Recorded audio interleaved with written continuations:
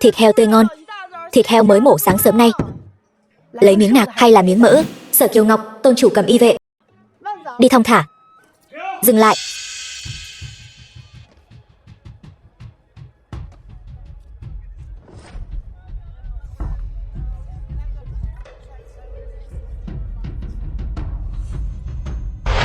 Tôn chủ, lũ đông gì gian ác lại manh nha xâm phạm, coi đại hạ ta như không người.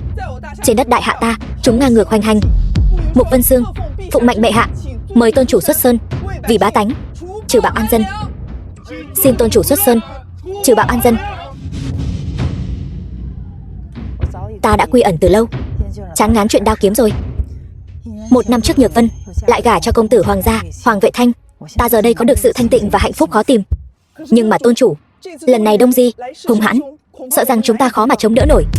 Về đi, đừng làm nhiễu loạn sự thanh tịnh của ta.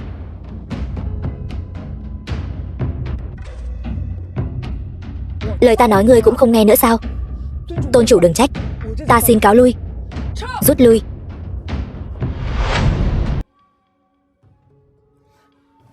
Nhược Vân, chuyện này là sao? Các người làm Vệ Thanh nhà chúng ta bị thương nặng như vậy, các người nói xem phải làm sao? Nhược Vân này vẫn luôn là một đứa trẻ ngoan ngoãn, chắc chắn là có hiểu lầm. Hiểu lầm gì chứ? Rõ ràng là cô nương nhà các người hung dữ. Vệ Thanh nhà chúng ta chỉ tốt bụng giúp cô ấy chỉnh lại y phục, vô tình làm cô ấy đau. Cô ta liền vừa đánh vừa mắng, còn dùng châm cài tóc làm Vệ Thanh bị thương. Hung khí còn đang cắm trên đầu kia. Nhược Vân, con nói đi. Mẹ, con nói đi. Mẹ con bảo con nói kia. Con không cố ý. Nghe thấy chưa? Con gái bà tự nhận rồi đấy. Nói vậy, quả thực là Nhược Vân nhà chúng ta sai. Bà nói đi, bà muốn giải quyết thế nào? Cửa hàng chúng ta gần đây làm ăn không tốt. Cha của Vệ Thanh thì lại mất sớm. Ngoài thúc phụ Hoàng Phi Dương, cũng không có ai khác có thể giúp đỡ. Nhưng Vệ Thanh, nó lại tự trọng, không chịu đến cầu xin thúc phụ, cầu cứu. Ý của bà là muốn ta đi nói, lấy danh nghĩa của Nhược Vân đi mượn Hoàng Phi Dương kia 30 vạn lượng hoàng kim. Như vậy thì cửa hàng chúng ta sẽ được cứu. Sau này Nhược Vân và Vệ Thanh cũng có thể sống những ngày tốt đẹp. 30 vạn lượng hoàng kim. Nhược Vân, không sao đâu, mẹ có thể giải quyết. Mẹ, thật ra chuyện này không phải lỗi của con. Đúng vậy, chúng ta sẽ không trách Nhược Vân đâu. Thông gia cứ yên tâm. Tuy Nhược Vân tính tình hơi nóng này, nhưng chúng ta sẽ không bạc đãi con bé, sẽ không để con bé chịu uất ức.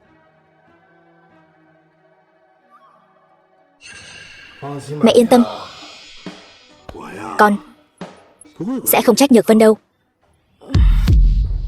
Nhược Vân, con xem, người ta đối xử tốt với con như vậy, sau này con không được giận dỗi nữa.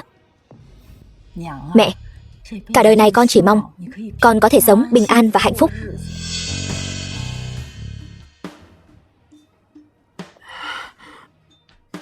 Con biết rồi mẹ, sau này con sẽ không như vậy nữa. Tốt, mẹ yên tâm rồi. Thông gia, vậy ta về trước nhé. Được. Mẹ, từ từ đi, thông gia. Mẹ,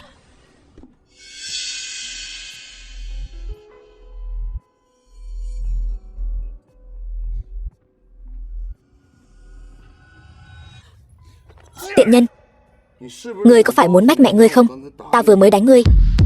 Không có, ta nói cho ngươi biết, bà ấy đã đi xa rồi, không ai có thể giúp được ngươi đâu. Mẹ, có phải vừa rồi còn định mách lẻo? Không có, ta nói cho ngươi biết, mẹ ngươi chỉ là một con thối tha. Bà ta lấy gì mà giúp ngươi? Ta nói cho ngươi biết, với thế lực của hoàng gia chúng ta, muốn diệt trừ hai mẹ con ngươi cũng dễ như dẫm một con kiến. Vậy nên người tốt nhất là nên biết điều. Nghe rõ chưa? Ta sai rồi.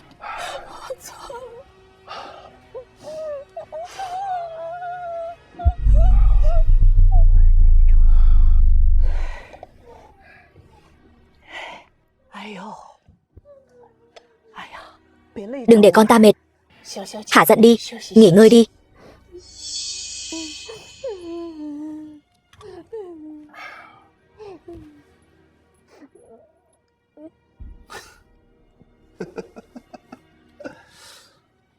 Thật ra mà nói, con tiện nhân này bây giờ cũng ra gì đấy chứ. Vài ngày nữa, thúc phụ ta sẽ ở Túy Hồng Lâu khoản đãi Mục Vân Sương, đốc chủ cầm y vệ. Lúc đó tất cả các quan lại quyền quý trong kinh thành đều sẽ đến đó. Ta sẽ dâng ngươi cho hắn. Ngươi hầu hạ hắn cho tốt vào. Không, ta không muốn.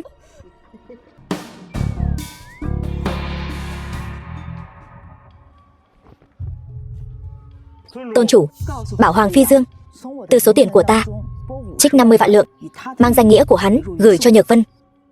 Vâng, lui xuống đi.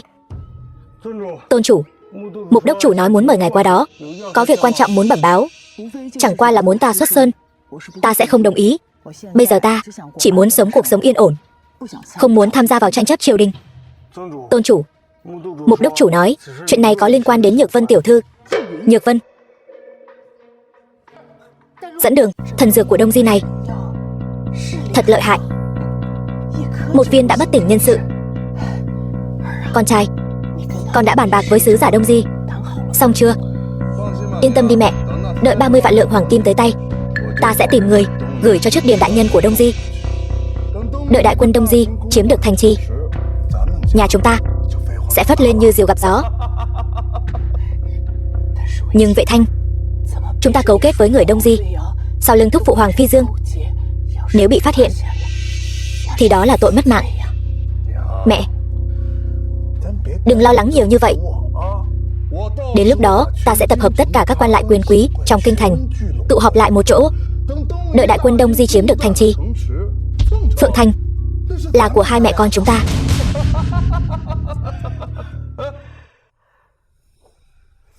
Giờ đã muộn rồi, mẹ, con xin phép đi trước. Đợi 30 vạn lượng hoàng kim đến nơi, người phái người đưa đến cho trước điền đại nhân.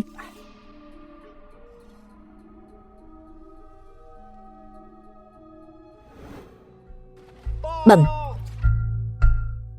Mục đốc chủ, tôn chủ phái người đến hoàng gia đưa 50 vạn lượng hoàng kim. Cái gì? Tôn chủ sao lại đưa cho hoàng gia nhiều tiền như vậy? Theo ám vệ thăm dò được, Hoàng Vệ Thanh muốn đưa số hoàng kim này ra khỏi thành, nhưng cụ thể đưa cho ai chúng ta vẫn đang điều tra. Lúc này tôn chủ đúng là bị che mắt rồi.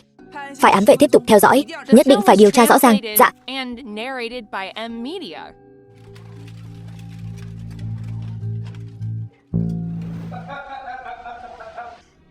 Chư vị đại nhân, xin lỗi, ta đến muộn. Không sao, đồ tốt đều là để dành ra sau cùng. Nào.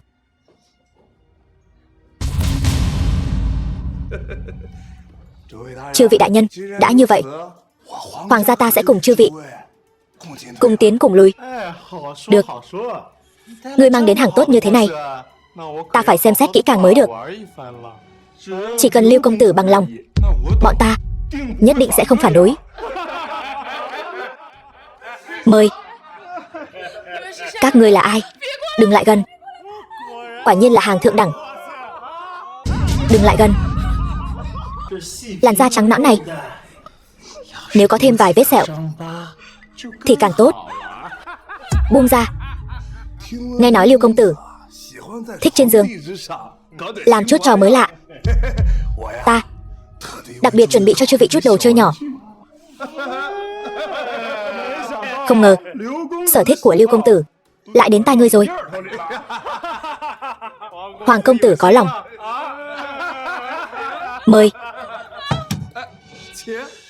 Chư vị còn chờ gì nữa, cùng hưởng lạc thú đi.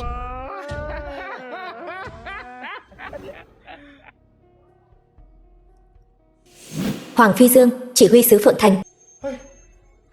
Sở phu nhân đến đây, ta vô cùng vinh hạnh.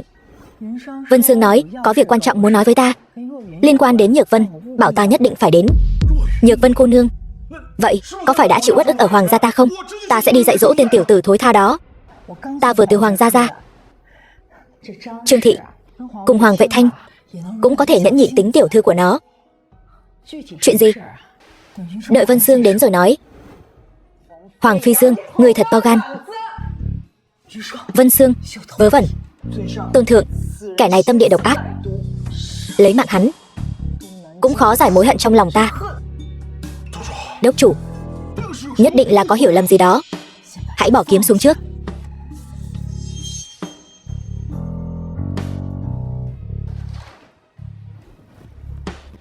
Nói xem, rốt cuộc là chuyện gì?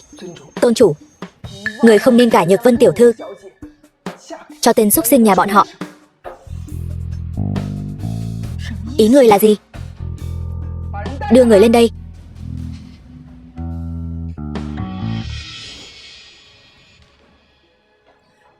Sở phu nhân, cứu Nhược Vân với. Ngươi là bằng hữu của Nhược Vân. Tôn chủ, ta Mục Vân Sương chưa từng hoài nghi quyết định của ngài. Nhưng lần này, ngài thật sự đã sai rồi. Nhược Vân ở nhà bọn họ chịu hết nhục nhã, sống còn không bằng một hạ nhân. Lần này, ngài thật sự đã đẩy nàng vào hố lửa. Sao lại thế này? Tôn chủ, ngài vì cuộc sống bình đạm chọn quy ẩn, nhưng ngài có từng nghĩ tới Nhược Vân với thân phận người thường gả vào hoàng gia chỉ sẽ bị bọn họ khinh rẻ ức hiếp. Nàng ở hoàng gia sống không bằng một súc sinh. Nhưng ta thấy Hoàng Vệ Thanh đối với Nhược Vân rất tốt mà. Nhược Vân cũng rất hạnh phúc mà. Sở phu nhân, đó đều là Nhược Vân cố gắng giả vờ. Nàng sợ ngài biết sẽ gây sự với hoàng gia. Hoàng gia thế lực lớn. Nàng là vì bảo vệ ngài mới cố nhịn đến bây giờ. Tôn chủ, tên xúc sinh hoàng gia kia ngày ngày đánh mắng Nhược Vân. Nhược Vân sợ liên lụy đến ngài, không dám phản kháng. Trên người ngày ngày đều có vết thương mới. Còn có Trương thị kia, đối đãi với Nhược Vân còn không bằng một gia súc. Tôn chủ, xin ngài đừng sai lầm nữa. Hỗn xược. Tôn chủ, chỉ cần ngài ra lệnh, ta lập tức dẫn người san bằng hoàng gia. Tôn chủ, ta đối với việc này hoàn toàn không biết. Ngươi xe duyên gả Nhược Vân cho cháu trai tốt của ngươi, lại dung túng hắn, khi nhục Nhược Vân. Ngươi đáng tội gì? Ta thật sự không biết tình hình. Nếu là thật, ta mất mạng cũng không từ được. Nếu đã như vậy, ta lập tức đi diệt hoàng gia. Khoan đã. Tên Hoàng Vệ Thanh kia, ta vừa mới cho hắn 50 vạn lượng hoàng kim. Ta còn nói với Nhược Vân phải chăm sóc tốt những kẻ ức hiếp nàng. Ta có lỗi với Nhược Vân. Bẩm. Tôn chủ, Mục đốc chủ, ám vệ đã tra được tung tích ngân lượng, nói số ngân lượng này đều giao cho một tên Đông Di, mà Hoàng Vệ Thanh vẫn luôn liên lạc với người Đông Di.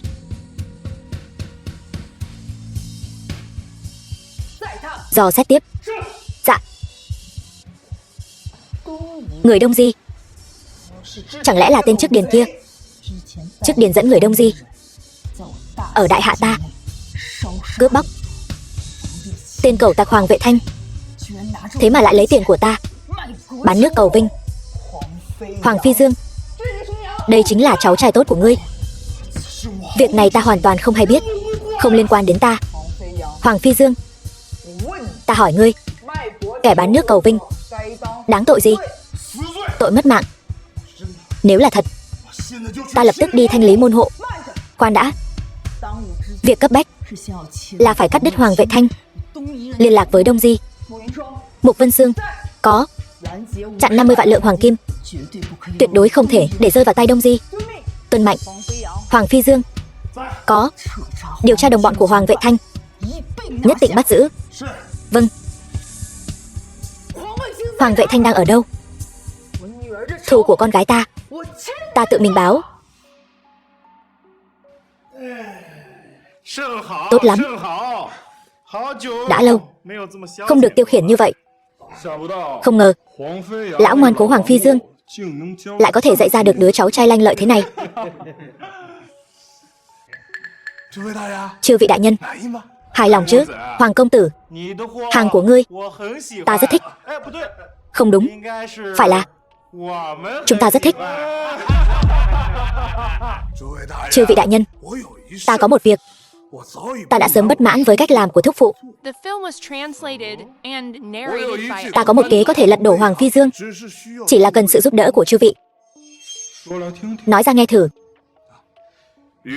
Hợp tác với Đông Di. Đông Di, ngươi lại dám sau lưng thúc phụ Hoàng Phi Dương câu kết với Đông Di.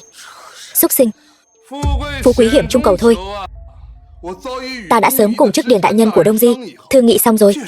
Đến lúc đó hắn sẽ giúp ta một tay. Không biết chư vị ý như thế nào?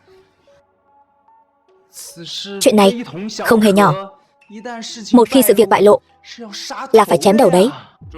Chư vị yên tâm, Hoàng Phi Dương là thúc phụ của ta. Ta đối với hắn rất hiểu rõ. Muốn hãm hại hắn là chuyện dễ như trở bàn tay. Đợi Đông Di chiếm được đại hạ, đến lúc đó các loại mỹ nữ chẳng phải là Mặc Quân chọn lựa sao? Các loại tiền tài chẳng phải là vật trong túi của chúng ta sao? Vậy ngươi có mấy phần nắm chắc? Tự nhiên là 10 phần. Tốt. Đợi lật đổ Hoàng Phi Dương, trời cao hoàng đế xa, nơi này chính là chúng ta định đoạt. Lưu công tử anh minh, đến lúc đó chúng ta cường cường liên thủ. Chẳng phải là muốn quyền có quyền, muốn tiền có tiền sao? Tôn chủ, hôm nay ta ở đây khoản đãi Mục đốc chủ Hoàng Vệ Thanh chắc chắn sẽ đến đây kết giao với các bậc quan hiển quý. Tôn thượng, đây là lệnh bài do bệ hạ ngự ban. Có nó, trên trảm hôn quân, dưới trảm gian thần, không ai dám cản ngài.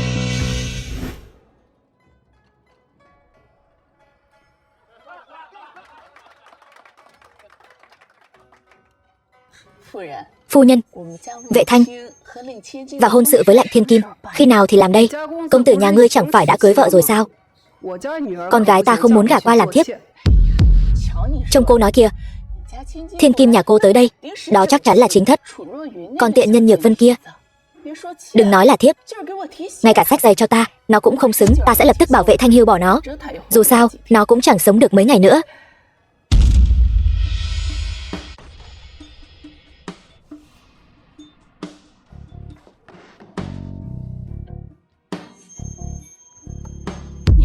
Cô đến làm gì? Cô có thể đến, tại sao ta lại không thể? Ta nói cho cô biết, hôm nay đến đây toàn là danh gia vọng tộc. Ngay cả gia chủ của 4 đại gia tộc kinh thành cũng đều có mặt. Đồ bán thịt nghèo kiết xác, không sợ làm bẩn sàn nhà này sao? Trương Thị, cô bắt nạt người quá đáng. Ý cô là gì? Cô đã làm gì Nhược Vân? Cô lừa ta như thế nào? Tự cô rõ trong lòng. Cô đã biết rồi. Muốn người ta không biết, trừ phi mình đừng làm. Biết rồi thì sao? Đồ bán thịt nghèo kiết xác. Cô tưởng bám víu vào Hoàng Phi Dương là có thể bay lên cành cao, biến thành phượng hoàng sao? Mở to mắt chó của cô ra mà xem, vị kia mới là chính thất phu nhân của Hoàng Phi Dương, Lưu phu nhân. Người ta có thể leo lên được cả hoàng thân quốc thích. Nếu để bà ta biết cô câu dẫn Hoàng Phi Dương, từ tay Hoàng Phi Dương lấy đi 50 vạn lượng hoàng kim, xem bà ta có xé rách mồm, đánh gãy chân cô không?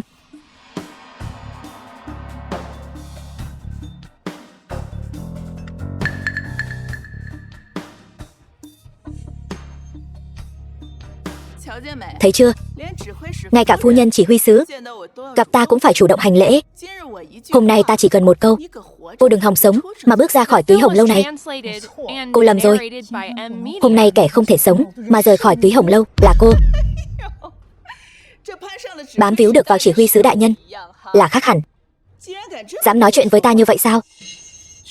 Chỉ là một tên chỉ huy sứ cũng xứng nhắc đến quan hệ với ta sao? Thật nực cười. Danh hiệu của chỉ huy sứ đại nhân, ngay cả 4 đại gia tộc kinh thành nghe thấy cũng phải cung kính hành lễ. Đồ tiện nhân, cũng không soi gương xem mình là cái thá gì, vậy mà dám nói chỉ huy sứ đại nhân không xứng. Mọi người mau đến xem này.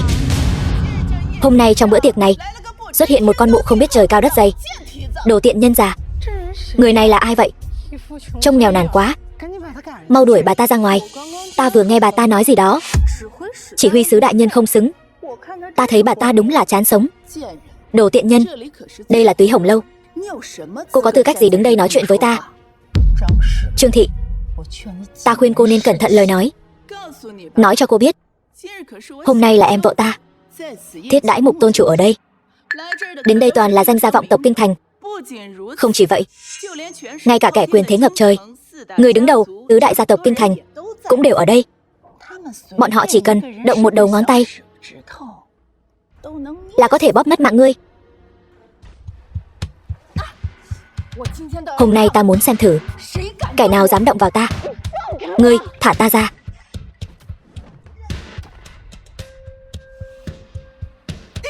Tiện nhân, ngươi thả ta ra.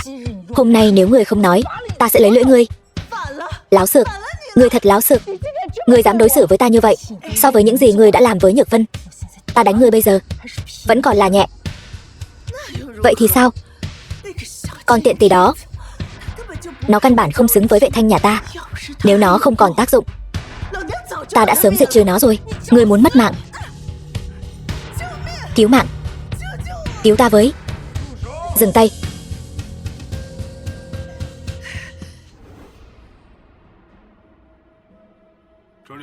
Đây là Túy Hồng Lâu, không đến lượt ngươi làm càn. Ngươi là ai? Ta là gia chủ của một trong tứ đại gia tộc kinh thành. Gia chủ Lưu. Chỉ là một Lưu gia nho nhỏ cũng dám cản ta. Ngươi, Sở Kiều Ngọc, ngươi thật láo xược, dám nói chuyện với gia chủ Lưu gia như vậy. Ngươi, Sở Kiều Ngọc, ngươi thả ta ra. Hôm nay nếu ngươi không nói Nhược Vân ở đâu, thì dù là thần tiên cũng không cứu được ngươi. Cuồng vọng. Hôm nay 4 gia chủ chúng ta đều có mặt ở đây, xem ngươi làm càn thế nào. Tứ đại gia tộc kinh thành chúng ta đại diện cho quyền thế tối cao của đại hạ. Quyền thế tối cao, ngay cả Hoàng Phi Dương gặp chúng ta cũng phải nể mặt vài phần. Ngươi chỉ là một nữ nhi, ăn mặc rách rưới, lại dám ở đây ăn nói ngông cuồng. Thật không biết trời cao đất rộng. Đỉnh cao quyền thế trong mắt các ngươi, trong mắt ta chẳng đáng một xu. Dù Hoàng Phi Dương đến đây cũng chỉ có thể quỳ xuống nói chuyện với ta. Nói khoác không biết ngượng. Nữ nhân này thật to gan, dám bất kính với chỉ huy sứ. Hôm nay chỉ huy sứ không có mặt, nhưng phu nhân đang ở đây. Kính xin phu nhân lập tức hạ lệnh xử tử nữ nhân này, để răn đe kẻ khác. Kính xin phu nhân xử tử nữ nhân này ngay tại chỗ. Kính xin phu nhân xử tử nữ nhân này ngay tại chỗ. Mọi người đứng dậy trước đi. Nói, Nhược Vân ở đâu? Đồ nhà quê, dám công khai khiêu khích tứ đại gia tộc kinh thành. Một kẻ bán thịt nghèo hèn lại dám không coi chỉ huy sứ ra gì. Ta thấy đúng là chán sống rồi. Loại đàn bà điên này nên bị đánh mất mạng bằng gậy, nếu không khó mà nguôi được mối hận. Đúng vậy. Tẩu tẩu, người rốt cuộc đã làm gì Nhược Vân khiến phu nhân Sở tức giận đến vậy? Bẩm phu nhân, những gì ta làm đều là vì người. Vì ta. Người không biết đấy thôi. Con hồ ly tinh này, nó lén lút sau lưng người, nó câu dẫn Phi Dương. Nó đòi Phi Dương rất nhiều tiền. Nó lừa Phi Dương xoay như trong chóng. Ta chỉ là thấy không thể làm ngơ. Ta giúp người dạy dỗ. Con tiện tỳ Nhược Vân kia, nó không biết tốt xấu, nó dám xông vào đây. Ngươi, ta nói người đàn bà điên như vậy sao lại có gan lớn đến thế? Thì ra là dựa hơi chỉ huy sứ đại nhân. Lần này có trò hay để xem rồi. Người xem, mặt Lưu phu nhân đều xanh mét rồi.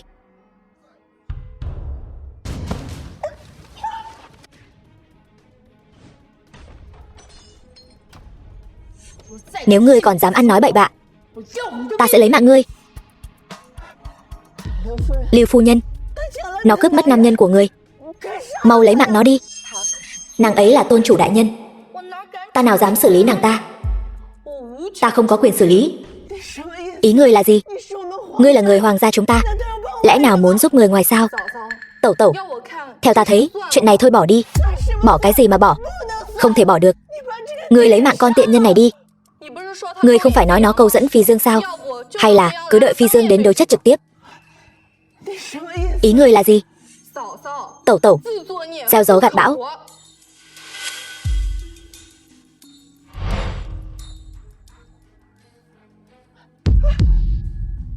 Ngươi đừng đi. Ngươi quay lại đây. Đứng lại. Chỉ huy sứ phu nhân không xử lý được. Để chúng ta. Lưu gia chủ, lấy mạng nó đi. Con trai ta và Lạnh Lang là thế giao. Phu nhân yên tâm. Nữ nhân này đức hạnh bại hoại, kiêu căng ngạo mạn. Ta muốn trừ hại cho dân. Hôm nay tứ đại gia tộc chúng ta tụ họp. Ta không tin lại không trị được ngươi, một nữ nhân cuồng dại nho nhỏ. Tể tướng đương triều từng ban cho tứ đại thế gia chúng ta một khối kim bài. Chỉ cần tứ đại gia tộc đồng lòng, liền có thể trừng trị gian nhân. Nay nữ nhân này khiêu chiến uy quyền thế gia. Tần gia ta nguyện xin xuất kim bài, xử quyết nữ nhân này. Lưu gia ta cũng đồng ý xin xuất kim bài. Mã gia ta cũng đồng ý xin xuất kim bài. Còn một người nữa. Trương gia chủ đâu? Trương gia chủ ở đâu? Nữ nhân cuồng dại như thế này giữ lại cũng chỉ là tai họa cho nhân gian. Trương gia ta cũng đồng ý. Tốt. Tứ đại gia tộc đều có mặt. Lập tức xin xuất kim bài.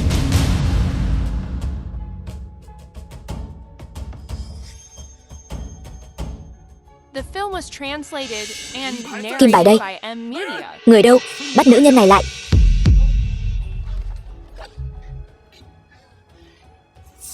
Tiện nhân, người mất mạng chắc rồi.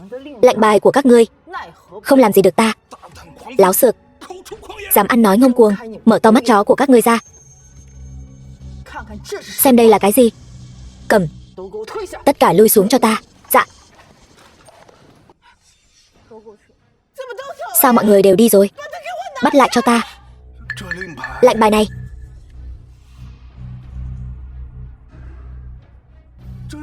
Đây là lệnh bài do bệ hạ ban tặng. Sao ngươi lại có lệnh bài này? Người cầm lệnh bài này có thể đánh hôn quân, trảm gian thần. Người rốt cuộc là ai? Cái gì mà là ai?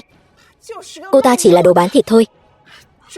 Chư vị gia chủ, đừng để cô ta lừa. Chẳng phải chỉ là cái lệnh bài thôi sao? Sao cơ? Muốn xem sao?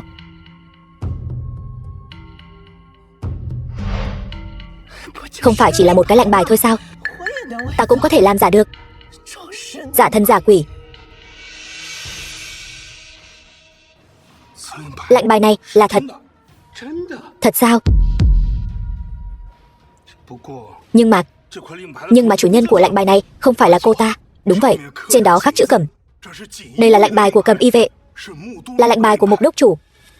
Ngươi đồ khốn, dám trộm lệnh bài của Mục đốc chủ. Được lắm ngươi. Mục đốc chủ sắp đến rồi. Nếu ngài ấy biết ngươi trộm lệnh bài của ngài ấy, 10 cái đầu của ngươi cũng không đủ chém đâu. Lũ chuột nhát ngu xuẩn, có biết trời cao đất dày không? Hôm nay dù Mục Vân Sương có đến thì cũng chỉ có nước quỳ trước mặt ta mà hành lễ thôi, không dám hé răng nửa lời. Đến lúc mất mạng rồi mà còn dám mạnh miệng. Hèn chi ngươi dám ngông cuồng như vậy. Thì ra không chỉ bám lấy Hoàng chỉ huy sứ mà còn trộm cả lệnh bài của Mục đốc chủ. Đồ đàn bà thối,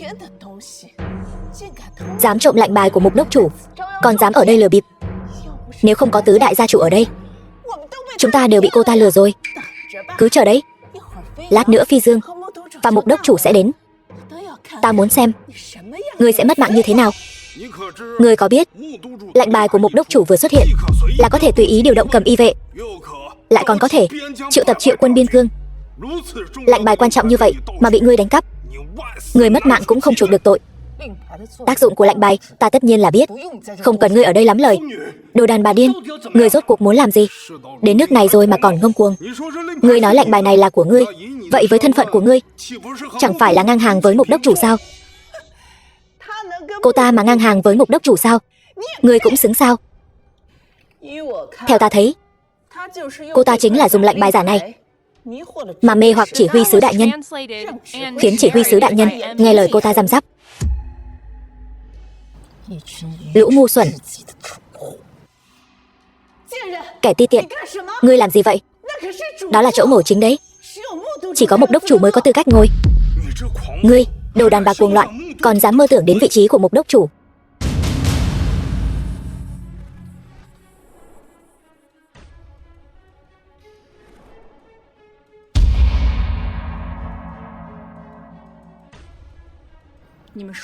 Các ngươi nói đúng.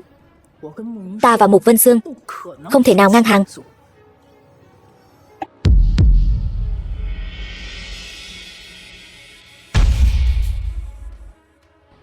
Ta ở đây. Mục Vân Sương chỉ có thể đúng. Ngươi thật láo xược. Đồ khốn. Đây là chỗ ngồi chính. Đồ khốn, cút xuống cho ta. Chỉ có Mục đốc chủ có địa vị và thân phận cao quý mới có thể ngồi. Đồ bán thịt rác rưởi, còn muốn làm bẩn chỗ ngồi chính. Vị trí này ngay cả 4 đại gia tộc chúng ta cũng không có tư cách ngồi. Ngươi là cái thứ gì? Còn không mau cút xuống. Những người tham dự hôm nay chỉ có Mục đốc chủ mới có thể ngồi vị trí này. Cái đồ đàn bà điên, cư nhiên lại dám cướp vị trí của Mục đốc chủ. Thật là không muốn sống nữa. Ta thấy người đàn bà này đúng là điên rồi. Bà ta chắc chắn là bị kích động, mắc phải bệnh điên gì rồi. Nếu không thì sao lại làm chuyện vượt quá phép tắc như vậy? Người đàn bà này ngồi vào vị trí của Mục đốc chủ, thật là một sự sỉ nhục đối với Mục đốc chủ. Đồ đàn bà bạo gan, cuồng loạn, người dám gây rối ở đây, lại còn ăn cắp lệnh bài, ở đây lừa bịp. Bây giờ còn dám làm bẩn chỗ ngồi của Mục đốc chủ. Ngươi, bỏ mạng không đáng tiếc. Nghe đồn, Mục đốc chủ trị quân rất nghiêm. Kẻ nào bất kính với cấp trên phải đánh 40 trượng. Nếu để Mục đốc chủ biết có người ngồi vào chỗ của cô ấy, thì tất cả chúng ta ở đây đều sẽ bị liên lụy. Đi, đồ đàn bà điên. Người muốn mất mạng chúng ta không cản, nhưng đừng có liên lụy đến chúng ta. Mục đốc chủ và Hoàng chỉ huy sứ sắp đến rồi. Còn không mau cút xuống. Cút xuống đi. Cút xuống.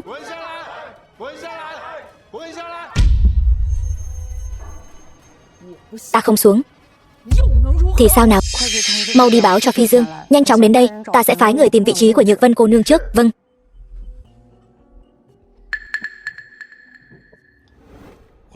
Hoàng Vệ Thanh, người đã được trước Điền đại nhân tín nhiệm, có thể nói là tiền đồ vô lượng. Lưu công tử quá khen rồi.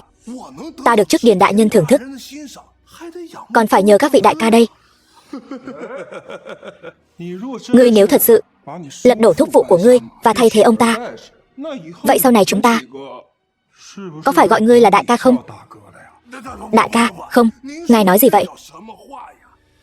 Chỉ cần chúng ta liên thủ, 4 đại gia tộc của các ngài sau này ở đại hạ tuyệt đối sẽ hoành hành thoải mái. Tần công tử nói quá rồi. Vệ Thanh cũng không giống kẻ vong ân bội nghĩa. Cái đó Lưu công tử nói đúng lắm. Tính toán thời gian, Mục đốc chủ và chỉ huy sứ cũng sắp đến rồi nhỉ? Đúng vậy, thời gian gần được rồi. Vậy chúng ta bây giờ đi xem thử người đứng đầu cầm y vệ trong truyền thuyết, Mục Vân Sương.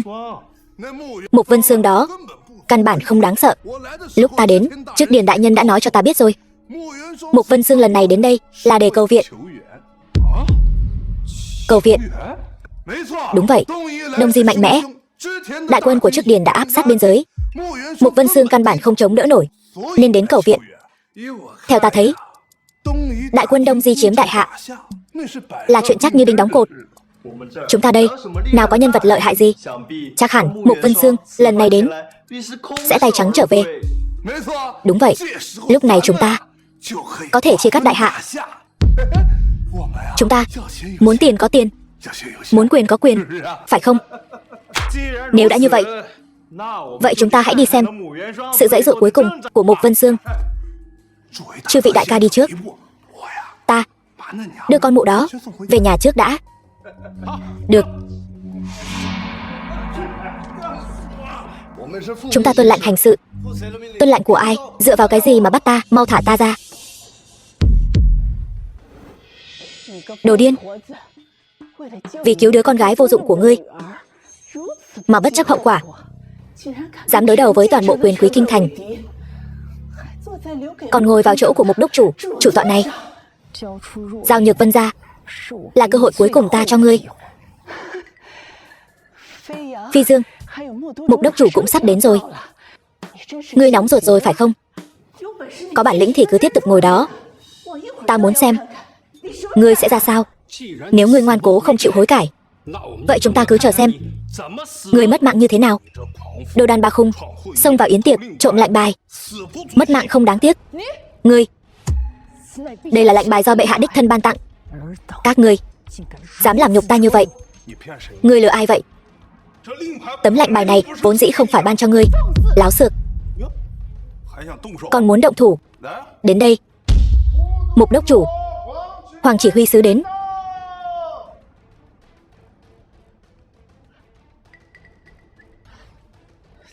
Đồ tiện nhân, ngày mất mạng của ngươi đã đến.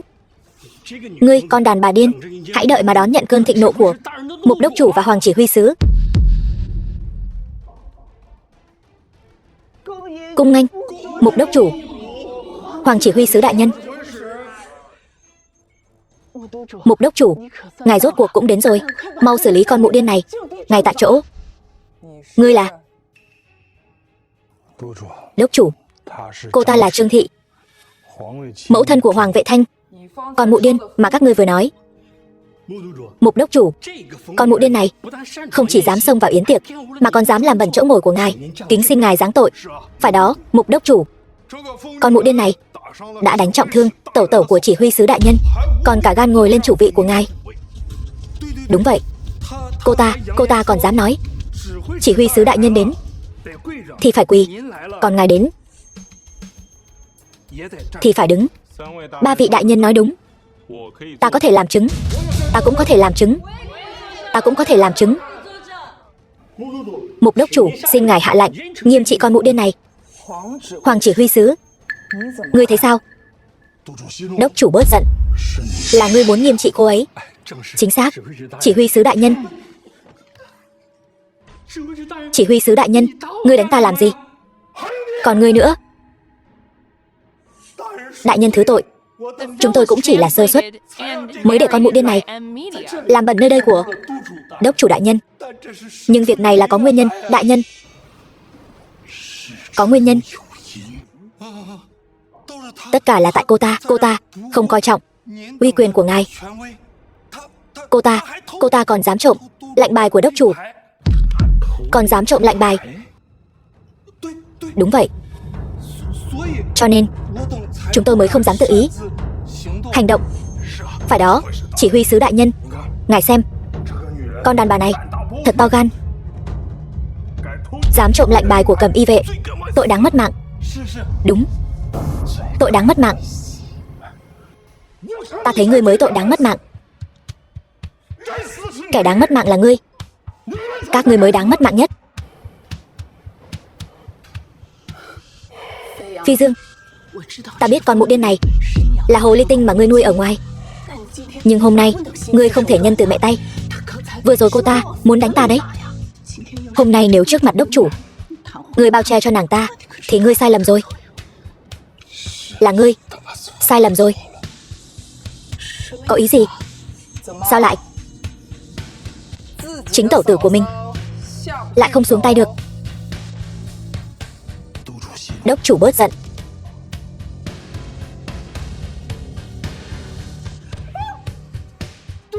Đốc chủ, người đánh ta làm gì?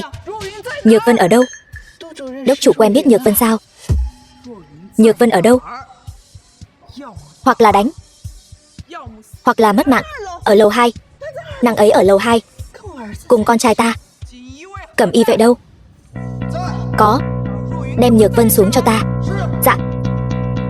Quả nhiên là mục đốc chủ. Tứ đại gia tộc kinh thành này, với tư cách là tứ trụ triều minh, cũng là nhân vật hô phong hoán vũ. Hôm nay lại ở trước mặt mục đốc chủ run rẩy sợ hãi, vẫy đuôi cầu xin. Bọn họ chọc giận mục đốc chủ. Lần này thảm rồi. Chuyện vừa rồi ta không có tham gia. Mong mọi người làm chứng cho nhau. Đúng vậy, mọi người làm chứng cho nhau. Mục đốc chủ đừng trách tội chúng tôi. Đốc chủ, nữ nhân kia, nàng ta còn trộm lệnh bài của người, người còn dám lắm lời.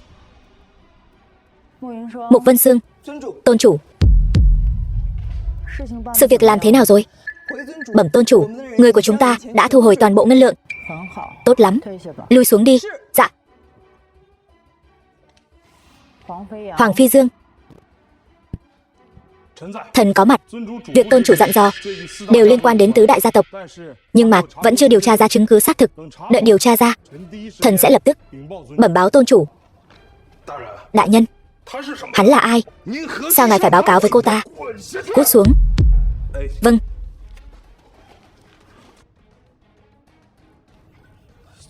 Tôn chủ, ngoài ra, tứ đại gia tộc, chứng cứ tham ô, thần đã nắm giữ. Kính xin tôn chủ xử lý. Đứng dậy đi. Dạ.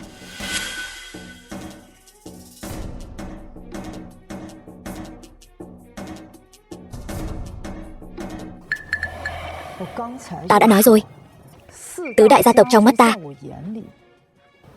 chẳng đáng một xu.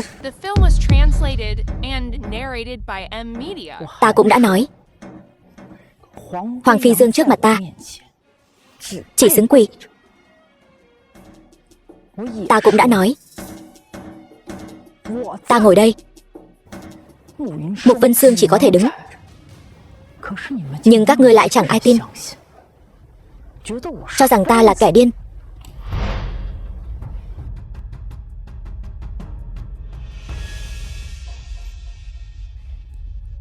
Thế nào? Bây giờ tin chưa? Sao lại thế này? Năm đó, ta bỏ kiếm quy ẩn, từ đó không hỏi đến chuyện triều đình nữa. Ta chỉ muốn an ổn, là một người bình thường. Ta chỉ mong con gái ta, sau khi gả vào hoàng gia, có thể bình an sinh con đẻ cái. Nhưng các ngươi, lũ người được gọi là có quyền thế này, lại dám coi thường người bình thường như cỏ rác. Con gái ta chỉ vì xuất thân bình dân đã bị họ Trương cùng Hoàng Vệ Thanh trăm bề ngược đãi, sai bảo như súc vật. Còn Hoàng Vệ Thanh vì tư dục của mình câu kết với chức điền của Đông Di, mang lòng phản nghịch, làm chuyện bán nước. Ta xin hỏi chư vị, rốt cuộc ai mới là kẻ điên? Kẻ bán nước cầu vinh, lấy mạng không tha.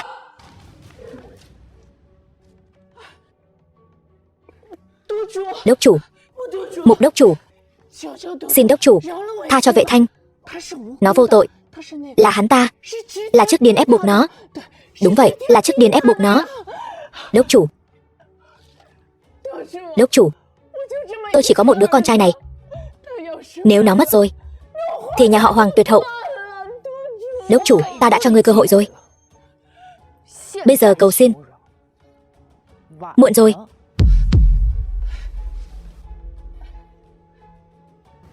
Xin người tha cho Vệ Thanh đi. Chỉ cần người tha cho Vệ Thanh, bảo ta làm gì cũng được. Sau này ta sẽ coi Nhược Vân như con gái ruột mà đối đãi. Không, coi như chủ nhân mà hầu hạ. Chỉ cần người thả Vệ Thanh, người tha cho nó đi. Thiên đạo luân hồi, nhân quả báo ứng. Người bây giờ chẳng qua chỉ là kiêng dè quyền thế của ta. Nếu là người bình thường, ngươi còn làm vậy không? Ngươi không. Ngươi chỉ biết được đà lấn tới. Ta tuyệt đối sẽ không tha cho các ngươi. Đồ tiện tì, ta liều mạng với ngươi.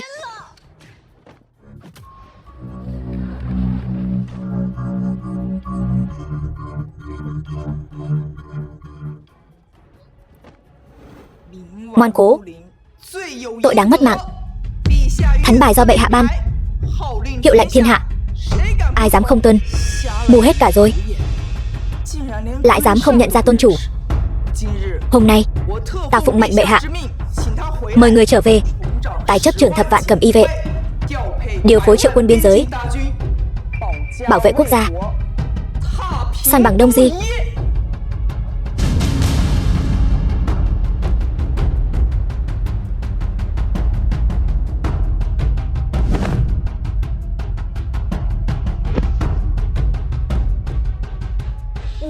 Mục Vân Sương bái kiến tôn chủ. Chỉ huy sứ Hoàng Phi Dương bái kiến tôn chủ. Bái kiến tôn chủ. Tôn chủ là tiểu nhân có mắt như mù, vô tình đắc tội người, mong tôn chủ thứ tội. Tôn chủ thứ tội. Tôn chủ thứ tội. Tôn chủ, tội của các ngươi sẽ có luật pháp trừng trị. Hoàng Phi Dương có xử lý theo luật. Dạ.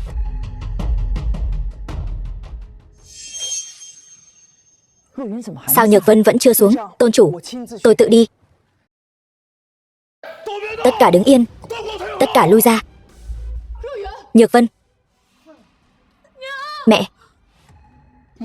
Mục đốc chủ đã lâu nghe đại danh. Thả Nhược Vân ra, tha cho ngươi khỏi mất mạng. Ngươi có bản lĩnh đó sao? Đốc chủ cái khỉ gì? Chẳng phải vẫn bị Chức Điền đại nhân đùa bỡn trong lòng bàn tay sao? Ta nói cho ngươi biết, Sở Nhược Vân hiện đang ở trong tay ta. Chỉ cần ta động ngón tay, nàng ta lập tức sẽ mất mạng tại chỗ. Các ngươi có tư cách gì mà ra lệnh cho ta hả? Mẹ, cứu con. Nhược Vân, đừng sợ. Hỗn xược, mau thả người ra. Đừng có sai rồi lại sai. Hoàng Phi Dương, người thân là thúc phụ của ta, lại không quan tâm đến việc làm ăn của hoàng gia. Ta nói cho người biết, nếu không có Chức Điền đại nhân âm thầm ủng hộ, hoàng gia sớm đã tiêu đời rồi. Ngươi lại có tư cách gì mà ra lệnh cho ta? Nghiệt chướng, ngươi bán nước cầu vinh, làm nô tài của Chức Điền. Chức Điền có thể cho, ngươi Hoàng Phi Dương lại không thể cho được. Đừng nói là phản quốc, cho dù là Chức Điền đại nhân muốn đầu ngươi, ta cũng sẽ ngoan ngoãn dâng lên.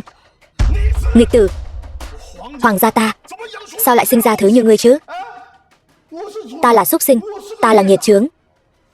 Thế nhưng bây giờ chẳng phải bị ta, nghiệt chướng này, dọa cho đến mức không dám động đậy sao?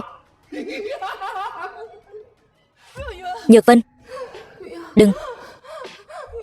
Mẹ, cứu con. Đừng mà, hỗn xược. Chỉ cần ngươi thả Nhược Vân ra, ta cái gì cũng đồng ý. Được thôi. Vậy bây giờ ngươi quỳ xuống, khấu đầu cầu xin đi. Hỗn xược. Sao? Không chịu à? Ta vừa nghe thấy hết rồi. Ngươi là vị tôn chủ đại nhân bỏ kiếm quy ẩn đó. Ngươi nói xem ngươi, bỏ mặc vinh hoa phú quý không hưởng, cứ nhất quyết làm một tên bán thịt tầm thường, còn gả con gái cho ta, khiến ta tưởng nàng ta chỉ là một gánh nặng. Ta nói cho ngươi biết, con gái ngươi ở nhà chúng ta đáng bị bắt nạt. Muốn trách thì chỉ có thể trách chính ngươi, giả thanh cao, súc sinh. Sự kiên nhẫn của ta có hạn đấy. Hỗn xược, ngươi đây là chán sống. Ta nói cho ngươi biết, Hoàng Phi Dương, ta cấu kết với giặc qua vốn dĩ là tội mất mạng. Đằng nào cũng phải mất mạng. Tại sao ta lại không, trước khi mất mạng, tìm chút vui thú nào? Vô lại. Phải, ta vô lại. Ngài Thanh Cao, Vậy thì mời thúc phụ đại nhân Thanh Cao của ta, cùng Mục đốc chủ, cùng tôn chủ của các ngươi quỳ xuống đi. Quỳ hay không? Tính nhẫn nại của ta có hạn đấy. Đừng, ta quỳ. Mọi người xem nào, nhanh lên, tôn chủ đại nhân của chúng ta sắp biểu diễn tiết mục hay cho chúng ta rồi.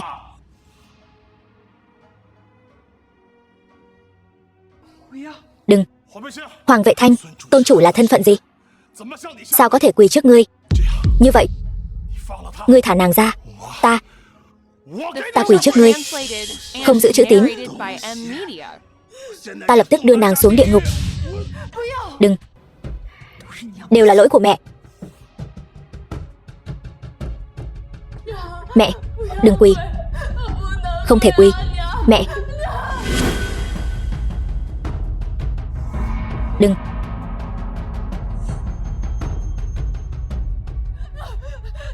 Đừng quỳ. Mẹ.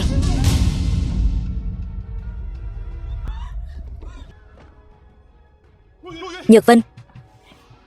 Nhược Vân. Nhược Vân. Nhược Vân bất hiếu. Kiếp sau. Nhanh, đi gọi ngự y cho ta.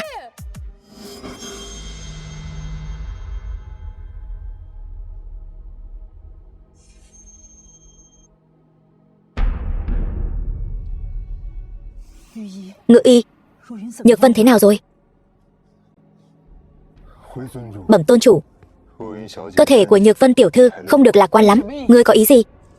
Không chữa được, ngươi cùng chôn theo. Dừng tay. Tôn chủ, Nhược Vân tiểu thư sở dĩ không lạc quan là vì trong cơ thể nàng ẩn chứa một loại kịch độc.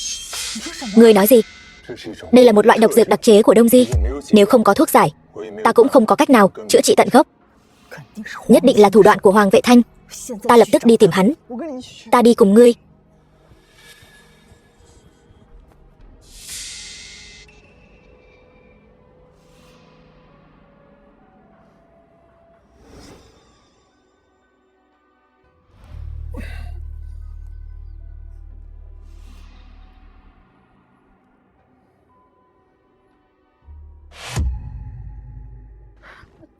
Đây là đâu? Chúng ta bị bắt cóc rồi. Ngươi là? Đừng quan tâm ta là ai. Điều cấp bách bây giờ là làm sao trốn thoát. Trốn sao? Nhỏ tiếng thôi. Đại ca, theo ta thấy, lấy mạng luôn đám người đại hạ này cho rồi. Không được manh động. Bọn họ, một người là con trai của quan lớn, một người có quan hệ với Cầm Y vệ. Chúng ta có thể lợi dụng bọn họ bày mưu, rồi dụ Cầm Y vệ của đại hạ và quân đội đến đây mai phục, lấy mạng sạch bọn chúng. Vạn nhất bên đại hạ không phái người đến cứu thì sao? Vậy thì lấy mạng tế cơ. Đại ca anh minh. Lát nữa, ta nghĩ cách dẫn dụ chúng đi. Ngươi tìm cơ hội, tìm người khác đến cứu chúng ta. Ta không còn thời gian nữa. Ngươi lát nữa mau chạy đi, nhất quyết đừng quay đầu lại. Này, ta muốn đi vệ sinh. Phiền phức.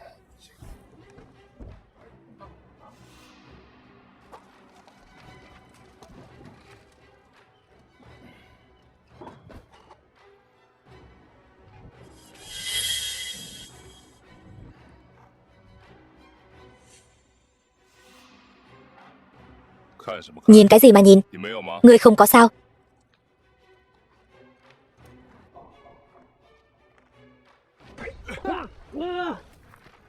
Mau chạy đi. Đuổi theo hắn cho ta, đại ca.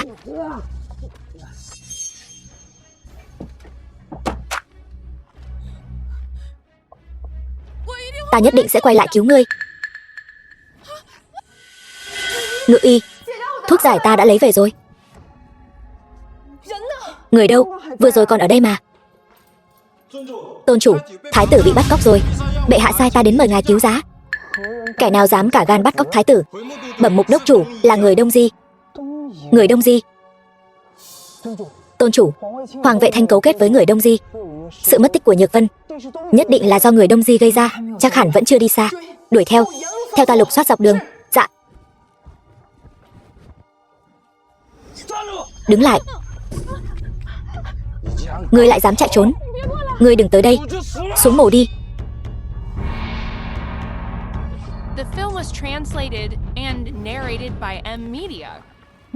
Nhược Vân, ngươi không sao chứ? Không sao. Ngươi là ai? Kẻ lấy mạng ngươi. Múa rìu qua mắt thợ. Hôm nay hai mẹ con các ngươi đừng hòng rời khỏi đây.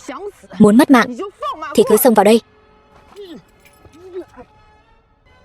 Dừng tay. Thả huynh đệ ta ra. Tiểu ca ca. Nhược Vân, ngươi quen hắn sao? Ta cùng hắn bị bọn giặc Đông Di bắt đi. Vừa rồi chính là tiểu ca ca này đã cứu ta. Mẹ mau cứu tiểu ca ca đi. Nghe thấy không?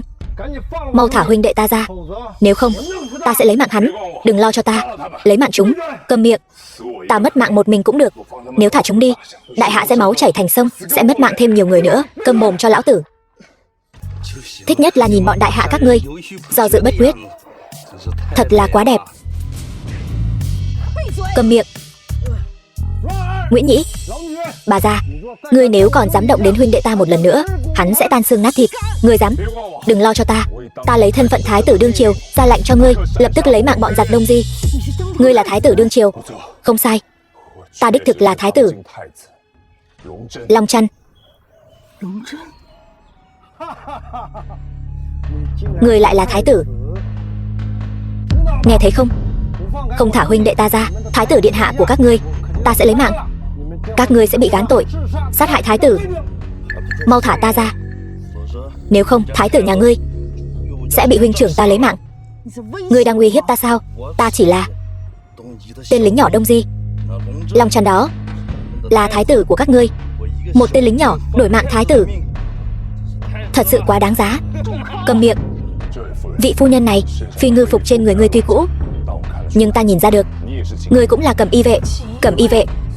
Tuy ta không biết ngươi là ai, nhưng ta lấy thân phận thái tử ra lệnh cho ngươi lập tức chém tên giặc Đông Di này. Ngươi muốn mất mạng, đừng lo cho ta. Ta là thái tử đại hạ, Chân Long chi tử, tuyệt đối sẽ không vì mạng sống mà khom lưng uốn gối trước giặc Đông Di. Thiết cốt kiên cường. Vậy thì ngươi hãy mất mạng đi. Mẹ.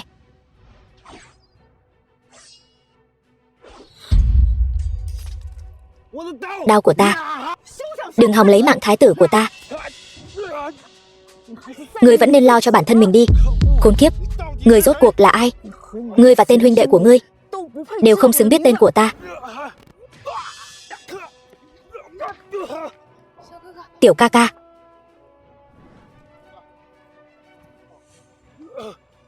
Thân thủ như vậy, động tác như vậy, ngươi là truyền thuyết tôn chủ Cẩm Y vệ Sở Kiều Ngọc. Ngươi chính là một trong những người sáng lập Cẩm Y vệ, người mạnh nhất đại hạ năm xưa. Không sai, ta chính là người mà các ngươi nói, người sáng lập Cẩm Y vệ, người mạnh nhất đại hạ. Nói, các ngươi làm sao trà trộn vào đại hạ? Ngươi đừng hòng biết. Ta hỏi ngươi lần nữa, các ngươi làm sao lẻn vào đại hạ? Tử sĩ có thể tử, chứ không chịu nhục. Người Đông Di ta cũng có tôn nghiêm của người Đông Di. Vậy thì hãy mang theo tôn nghiêm của ngươi xuống địa ngục đi. Mẹ, cẩn thận.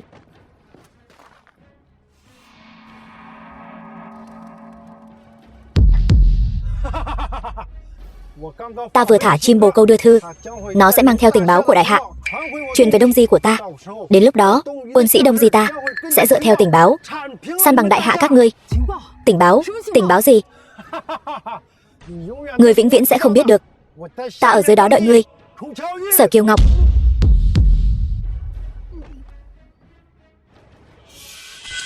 Mẹ, người không sao chứ? Yên tâm, ta không sao. The film was translated and narrated by M Media. Xem ra hắn đã uống thuốc độc trước. Chỉ là tình báo hắn truyền đi, đối với đại hạ chúng ta hẳn là rất quan trọng. Bẩm. Tôn chủ, xin lỗi ta đến muộn. Tôn chủ. Mục đốc chủ, ngươi đến thật đúng lúc. Thái tử điện hạ. Thái tử điện hạ thứ tội. Thái tử điện hạ, thuộc hạ cứu giá đến trễ, xin thái tử điện hạ thứ tội. Thôi được rồi, đa tạ Sở tôn chủ ra tay tương cứu, ta mới bình an vô sự. Các ngươi đứng dậy đi. Dạ. Thái tử điện hạ đã khen, bảo vệ ngài chu toàn là chức trách của ta. Chỉ là đáng tiếc, những tên giặc Đông Di này trước lúc mất mạng đã thả chim bồ câu mang theo tình báo của đại hạ chúng ta trở về Đông Di. Cái gì? Hiện tại vẫn chưa biết rõ nội dung tình báo, nhưng theo hắn nói, tình báo này đủ để khiến quân biên thành đại bại. Đáng ghét. Nơi đây chính là thuộc địa phận Nam Cương. Nếu người Đông Di tấn công đại hạ, sợ rằng tôn chủ, ngài và nữ nhi của ngài sẽ không được an bình. Kế sách duy nhất bây giờ chỉ có thể nhanh chóng biết được nội dung của phần tình báo đó. Sở tôn chủ, ta có một việc muốn nói. Điện hạ, ngài cứ nói. Chuyến đi này ta phụng mệnh phụ hoàng thị sát biên phòng Nam Cương, không ngờ giữa đường lại bị giặc Đông Di tập kích. Nhưng chuyến đi này của ta đáng lẽ chỉ có biên phòng quân biết được. Ý của điện hạ là trong biên phòng quân có nội gián, có khả năng. Vân Sương, có. Người bảo vệ tốt thái tử điện hạ và Nhược Vân. Ta đích thân đến biên phòng một chuyến. Mẹ, đừng đi. Nhược Vân muốn người ở lại bên cạnh con. Nhược Vân, mẹ cũng muốn luôn ở bên con, không màng thế sự. Nhưng giờ đại hạ gặp nạn, mẹ phải gánh vác trách nhiệm này. Nhưng mà Nhược Vân chỉ muốn người bình an vô sự thôi. Đại hạ bình an, con và mẹ mới có thể bình an. Sở tôn chủ, không sao, để nữ nhi của ngài lại bên cạnh bản điện hạ. Chuyện này ngài cứ yên tâm. Hiện giờ cấm vệ quân phần lớn đã đến, họ sẽ bảo vệ tốt chúng ta. Đa tạ thái tử điện hạ. Không sao. Đúng rồi, đây là tín vật hoàng thất ta luôn mang theo bên mình. Ngài hãy mang theo nó, sẽ không ai có thể ngăn cản ngài. Đa tạ thái tử điện hạ. Là ta phải đa tạ Sở tôn chủ tá xuất giang hồ. cứu đại hạ ta. Mẹ, người nhất định phải bình an trở về. Hoàng Phi Dương. Có, theo ta cùng đi. Dạ.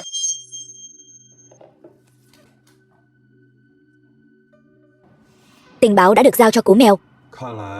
Xem ra Nguyễn Nguyên, Nguyễn Nhị hai huynh đệ đã bỏ mạng tại đại hạ rồi. Lê Minh đại nhân, tình báo này rốt cuộc viết gì vậy?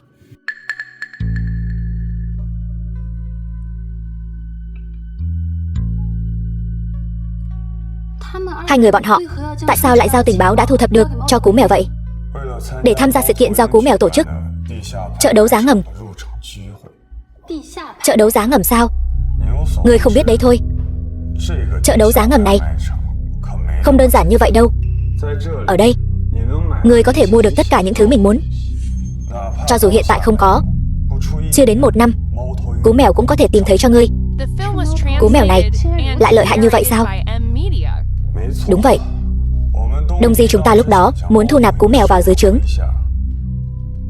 nhưng người này quả thực có chút bản lĩnh. Đến vô ảnh đi vô tung, chúng ta cũng không thể tìm thấy hắn. Thật đáng tiếc.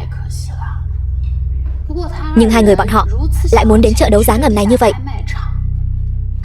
Bọn họ muốn mua gì? Hai người bọn họ chỉ là được ta ủy thác, còn thứ ta muốn là một người. Không biết là người như thế nào. Lê Minh đại nhân lại muốn có được như vậy. Kẻ thù lấy mạng mẹ. Sở Kiều Ngọc là một trong những người sáng lập ra Cầm Y vệ đại hạ, tôn chủ của Cầm Y vệ. Sở Kiều Ngọc, đúng vậy. Sở Kiều Ngọc, người phụ nữ duy nhất sáng lập ra Cầm Y vệ đại hạ, từng một mình đem ám ảnh vệ Đông Di của ta lấy mạng đến mức gần như giải tán, lại lấy mạng người mạnh nhất của ám ảnh vệ, cũng chính là mẫu thân của ta.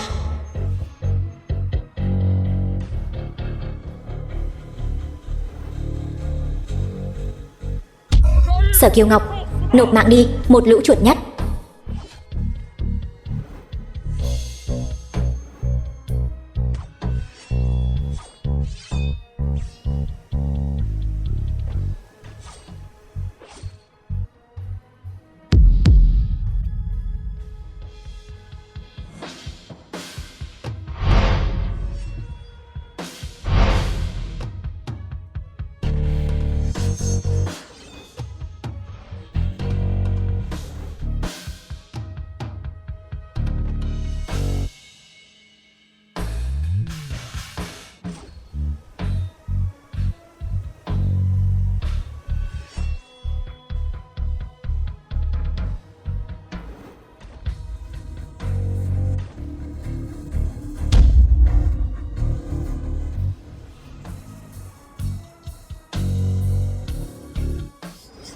Thì ra là vậy. Vậy đại nhân nhất định rất hận người này. Ta muốn băm vằm nàng ta ra. Nhưng Sở Kiều Ngọc rất mạnh. Cú Mèo này có thể bắt được nàng ta sao? Không bắt được Sở Kiều Ngọc thì bắt con gái của nàng ta vậy. Con gái của nàng ta, đúng vậy. Lý do Sở Kiều Ngọc lui ẩn là vì trượng phu của nàng ta đã mất mạng, muốn cùng con gái sống những ngày tháng an ổn. Nhưng ta sẽ không cho nàng ta cơ hội này. Đợi đến khi con gái của nàng ta bị ta bắt được, ta nhất định sẽ giày vò nàng ta thật tốt. Họa không đến nhà, nhưng Sở Kiều Ngọc thì ngoại lệ. Lê Tử ở đây, chúc mừng đại nhân trước, báo thù thành công. Đây chính là Biên Thành sao? Một dáng vẻ ca vũ, uy nghi không nghiêm. Tôn chủ không biết đấy thôi. Cảnh tượng thái bình này của Biên Thành, tuy rằng trong bóng tối đại hạ ta và Đông Di quốc phong vân biến ảo, nhưng bề ngoài vẫn là một dáng vẻ thái bình. Người xem, sòng bạc, Di Hồng Viện, Biên Thành như vậy, thành ra thể thống gì? Tôn chủ bớt giận, đợi khi trở về Hoàng Thành, ta nhất định sẽ bẩm báo với bệ hạ.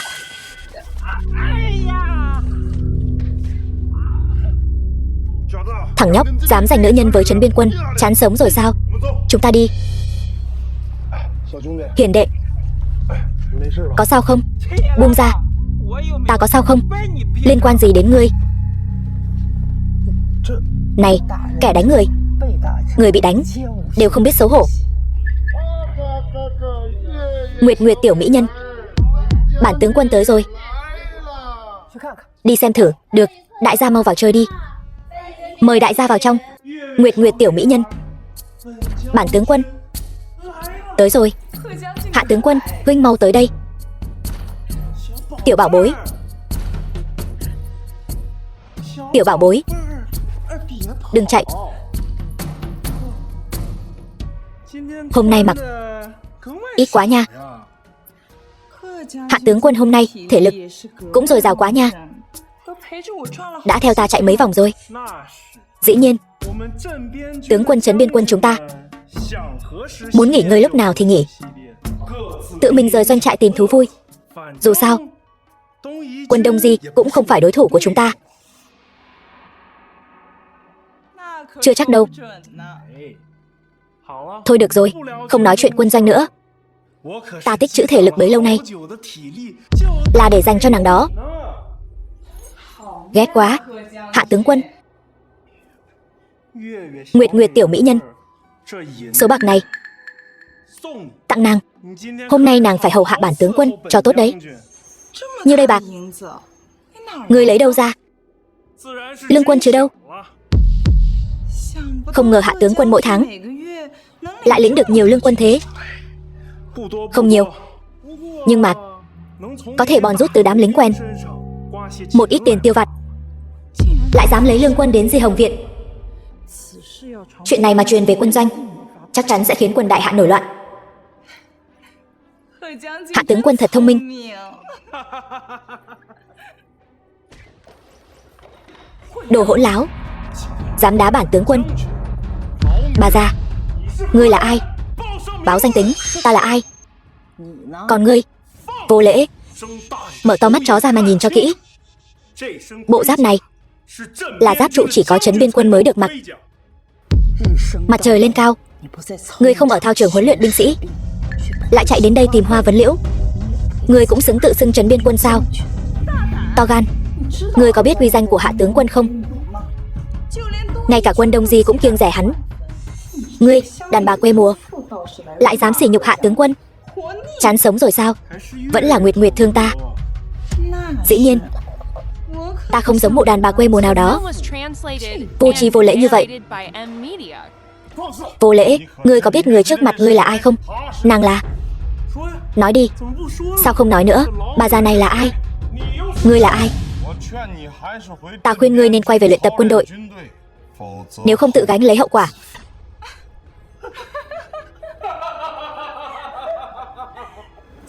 Tướng quân, ngài nghe thấy chưa? Hắn gọi ngươi kìa, về luyện quân đó. Ngươi đi rồi, ta sẽ cô đơn lắm. Tiểu mỹ nhân yên tâm, ở biên thành này chẳng ai dám sai bảo ta. Cần gì hạ tướng quân ra tay? Sao không gọi bà chủ đến xử lý? Có lý. Tú bà, Tú bà đâu? Lăn ra đây cho ta. Tướng quân, ngài không phải có Nguyệt Nguyệt của chúng ta bầu bạn sao? Sao lại nổi giận lớn thế? Ngươi nói vì sao? Ai cho phép ngươi thả hai tên ngu ngốc này vào? Bà già nào đây? Ban ngày ban mặt đến Di Hồng Viện chúng ta làm gì? Bắt chồng sao? Láo xược. Sao dám nói chuyện với phu nhân như thế? Tiểu tử, đến ta mà ngươi cũng dám mắng. Ta cứ mắng lão bà già này đấy. Thì sao? Vậy ngươi cứ tiếp tục. Tiếp tục thì tiếp tục. Ngươi, lão bà già này, nhìn là biết tướng sát phu. Phu gia ngươi không sớm đuổi ngươi đi thì hắn chắc chắn mất mạng sớm. Bà chủ, ngươi dám đánh ta? Bà chủ, người không sao chứ? Sao lại không sao? Đau mất mạng ta rồi. Hạ tướng quân, cô ta dám đánh ta ngay trước mặt ngài. Cô ta không coi ngài ra gì. Đúng vậy, hạ tướng quân, ngài nhất định phải dạy cho cô ta một bài học. Bà già kia dám quấy rầy thú vui của bản tướng quân. Nói đi, ngươi muốn bị ta chém thành mấy khúc? Ta khuyên ngươi nên bỏ đao xuống. Ngươi là thứ gì? cũng dám ra lệnh cho ta. Đao của tướng sĩ đại hạ là để bảo vệ quốc gia, thế mà ngươi lại dùng nó để chỉ vào chúng ta. Ngươi cũng xứng mặc bộ giáp này sao? Ngươi thật là ngông cuồng. Đợi ta chém mất mạng các ngươi, ta sẽ cởi bỏ bộ giáp này, cùng bảo bối Nguyệt Nguyệt của ta hưởng lạc. Thô tục, nộp mạng đi.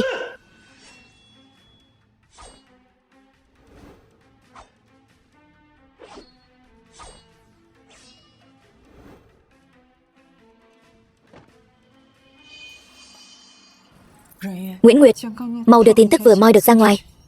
Nhanh lên, tôi hiểu.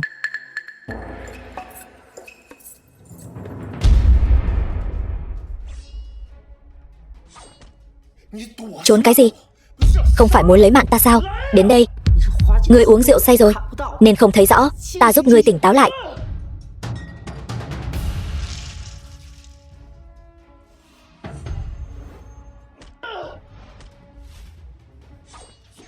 Nguyệt Nguyệt bảo bối, nàng không sao chứ? Có bị thương không? Đúng là tướng quân Trấn Biên Quân. Ngươi không nhận ra chúng định dùng bồ câu để truyền tin tức sao? Ngươi nói gì? Nguyệt Nguyệt, chúng ta đi. Còn muốn chạy? Tên gián điệp Đông Di muốn chạy. Muộn rồi. Ngươi nói Nguyệt Nguyệt và Tú Bà là gián điệp Đông Di sao? Ngươi không tin ta nói. Sao có thể như thế được? Quân Trấn Biên chúng ta hàng năm đều lục soát gián điệp Đông Di, bao gồm cả Di Hồng Viện này. Nàng ta ở biên thành hành nghề nhiều năm, làm sao họ có thể là gián điệp được? Đó là do các người bất tài, lại không tận tâm. Ngươi, Phi Dương, đưa tình báo cho hắn xem. Dạ, tôn chủ. Tôn chủ. Xem đi. Xem thì xem. Ta thật không tin. Nữ nhân ta ngủ mấy năm là gián điệp Đông Di. Cái này, nhìn cho kỹ. Đọc to lên. Tướng quân Trấn Biên Quân bớt xén lương của binh lính, tham ô quân lương của binh sĩ. Chúng ta có thể dùng việc này để tạo ra cuộc binh biến của quân Trấn Biên Đại Hạ. Nhìn rõ chưa? Hai người các ngươi thật sự là gián điệp Đông Di. Không, ta là người Đại Hạ. Ta bị người Đông Di ép buộc. Nàng ta, Nguyệt Nguyệt, tên thật là Nguyễn Nguyệt, nàng ta mới là người Đông Di chính hiệu. Cái gì? Ta đúng là người Đông Di, nhưng ta đã ở bên ngài bao nhiêu năm. Ta đã yêu ngài rồi. Bao nhiêu năm nay, các ngươi đã truyền bao nhiêu tin tức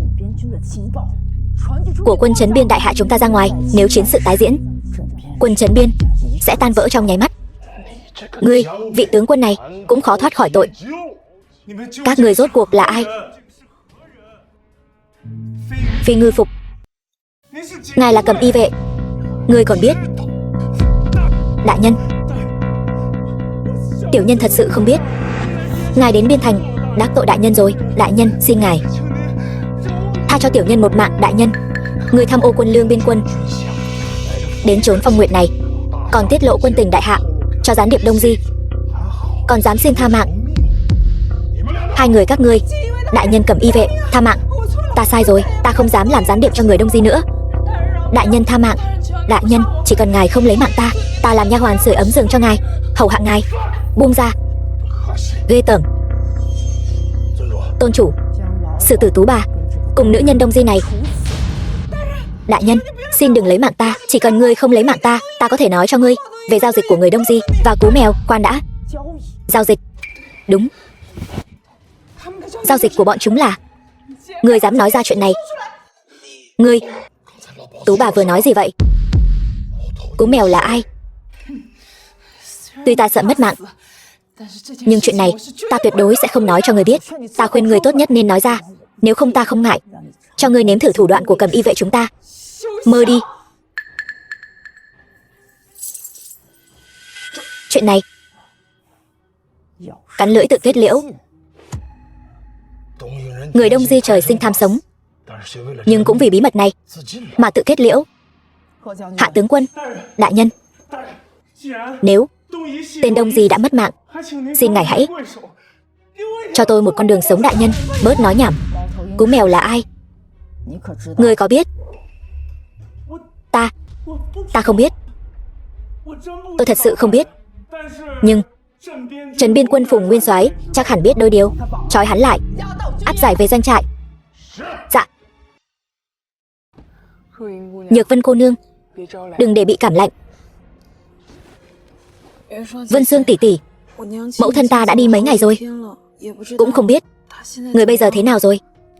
Yên tâm đi, mẫu thân của muội trong Cầm Y vệ chúng ta là người có thực lực mạnh nhất. Ta chưa từng nghĩ tới mẫu thân ta lại là người mạnh nhất Cầm Y vệ. Giờ thì muội biết rồi đấy. Vân Sương tỷ tỷ của muội, thực lực của ta cũng rất mạnh đó, sẽ bảo vệ muội thật tốt.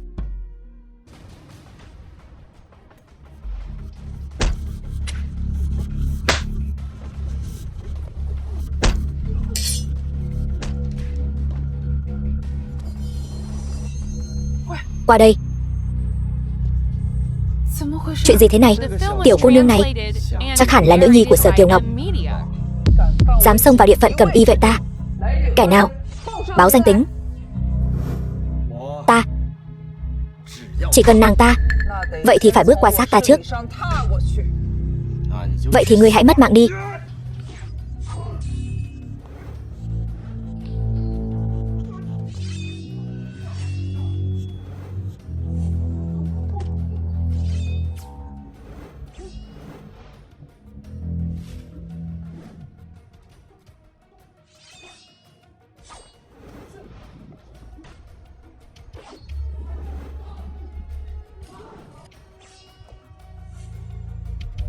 Vân Sương tỷ tỷ cẩn thận.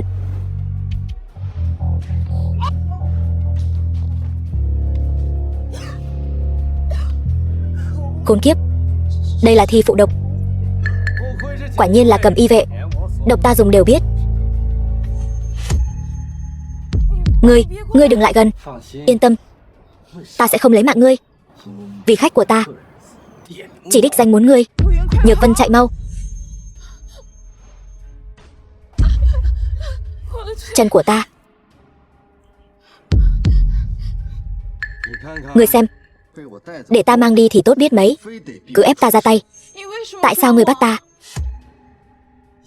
Bởi vì mẫu thân của ngươi là Sở Kiều Ngọc, bà ta đã đắc tội với khách của chúng ta. Các ngươi là ai? Ngươi không phải Cầm Y vậy sao? Tự mình đi điều tra đi.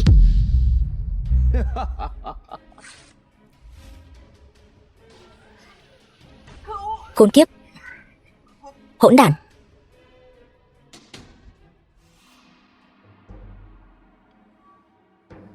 Uống đi. Nào. Phùng soái tiểu lượng thật tốt. Mã Lâm thật hổ thẹn. Đó là do người uống ít quá, phải luyện tập thêm. Nhưng hôm nay sao không thấy tiểu tử Hạ Phong đâu nhỉ? Thằng nhãi này rất thích uống rượu. Thằng nhóc đó 8 phần 10 là nó vào thành tìm nguyệt nguyệt của nó rồi. Lại đây. Nguyên soái.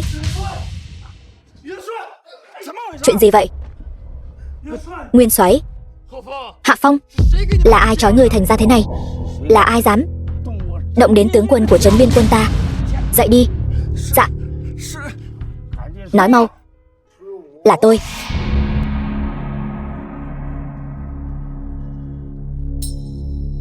Các ngươi là ai?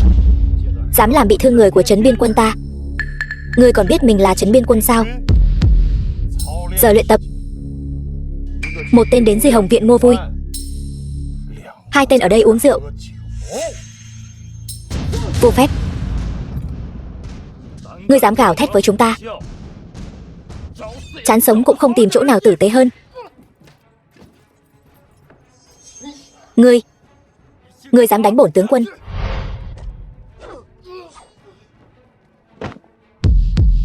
Ngươi xem ngươi kìa, cầm kiếm cũng không vững.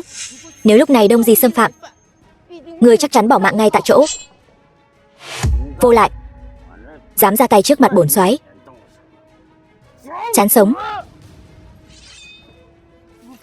Phùng Nguyên soái, dừng tay, mau dừng tay. Phùng Nguyên soái, Hạ tướng quân, thù của ngươi bổn soái sẽ báo. Phùng Nguyên soái, bọn họ là Cầm Y vệ. Cái gì? Các ngươi là Cầm Y vệ sao? Là doanh trại quá tối, không thấy phi ngư phục trên người ta sao? Các người thật sự là Cầm Y vệ, là nguyên soái trấn biên quân, để mặc thuộc hạ lui tới trốn Phong Nguyệt, suýt chút nữa để lộ quân tình cho người Đông Di. Ngươi đáng tội gì? Ngậm máu phun người. Dù các ngươi là cầm y vệ, cũng không thể ngậm máu phun người. Vu oan giá họa cho chúng ta.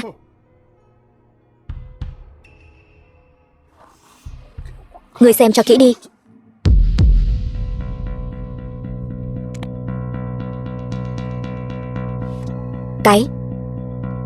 Cái này các ngươi điều tra từ đâu ra? Cái này cứ hỏi Hạ tướng quân của ngươi đi. Hạ Phong, rốt cuộc là chuyện gì vậy? Phùng soái bớt giận. Tôi thật sự không biết. Nguyệt Nguyệt của Di Hồng Viện không ngờ lại là người Đông Di, hơn nữa còn là gian tế được phái đến quân ta, chính là để dò la quân tình của ta. Cái gì?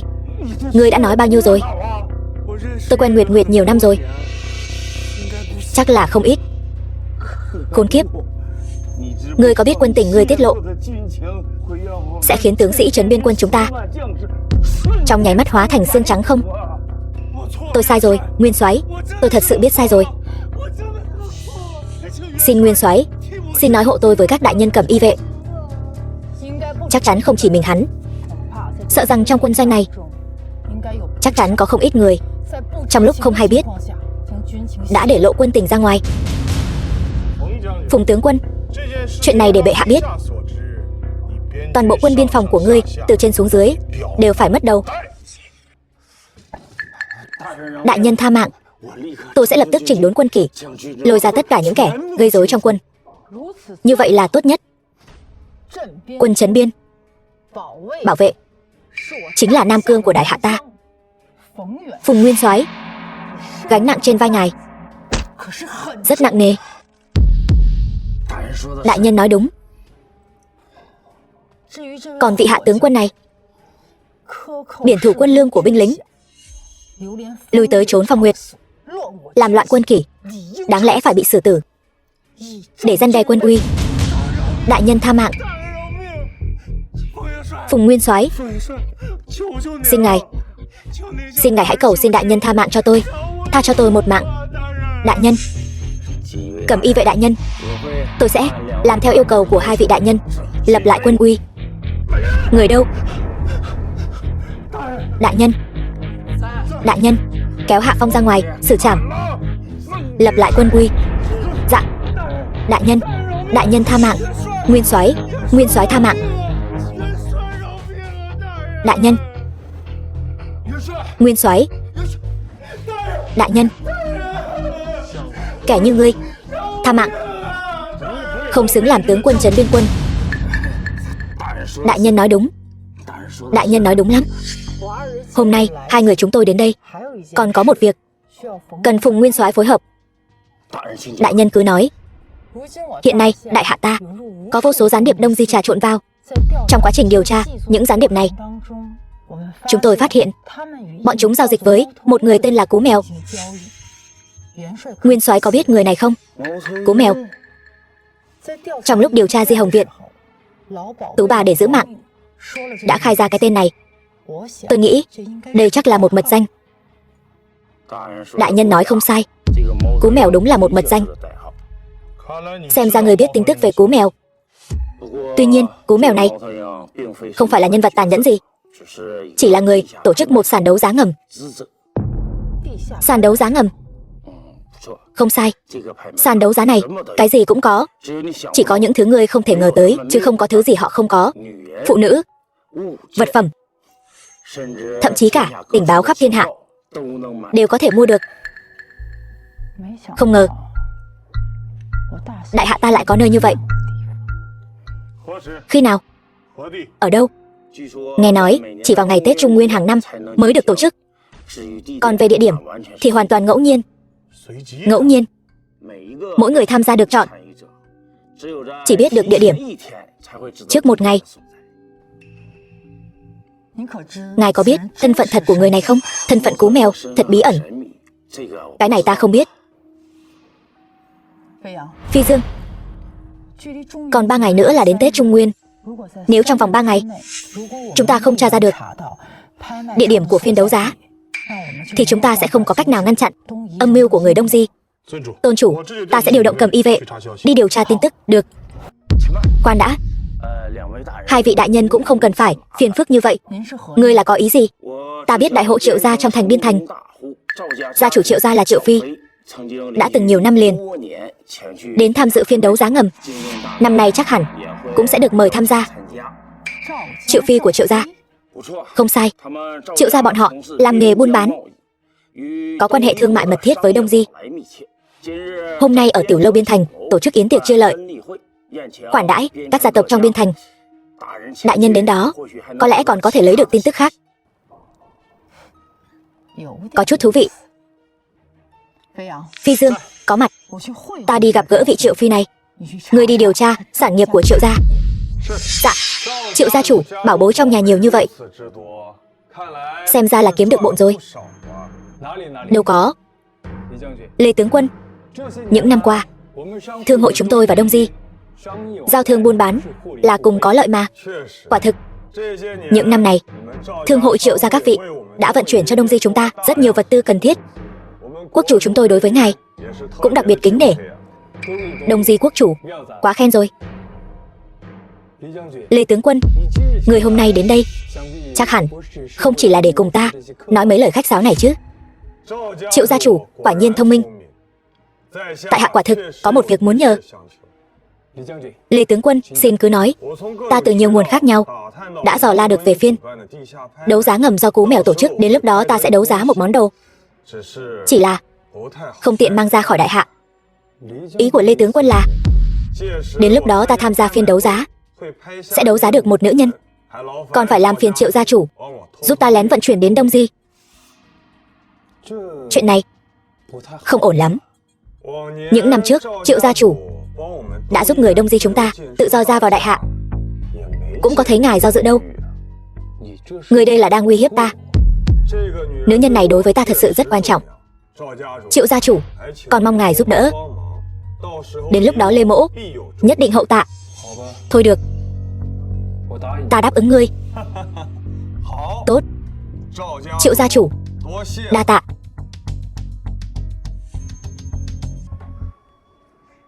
Hoan nghênh chư vị trưởng quầy các phân hiệu quang lâm yến tiệc của Triệu gia.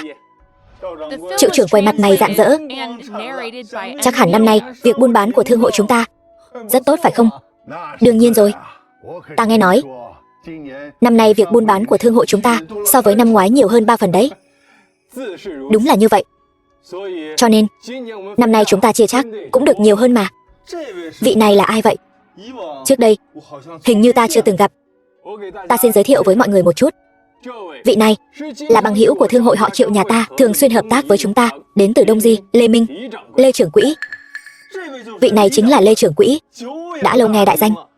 Chư vị trưởng quỹ, đừng khách sáo.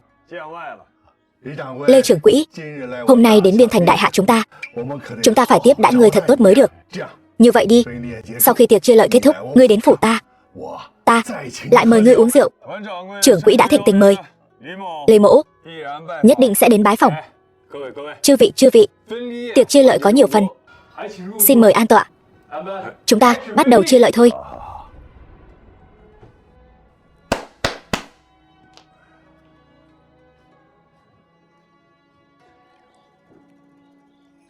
Nhiều sổ sách thế này, hôm nay may mắn có thể mời được Lê trưởng quỹ của thương hội Đông Di đến quan sát tiệc chia lợi. Bây giờ ta tuyên bố tiệc chia lợi bắt đầu. Khoan đã.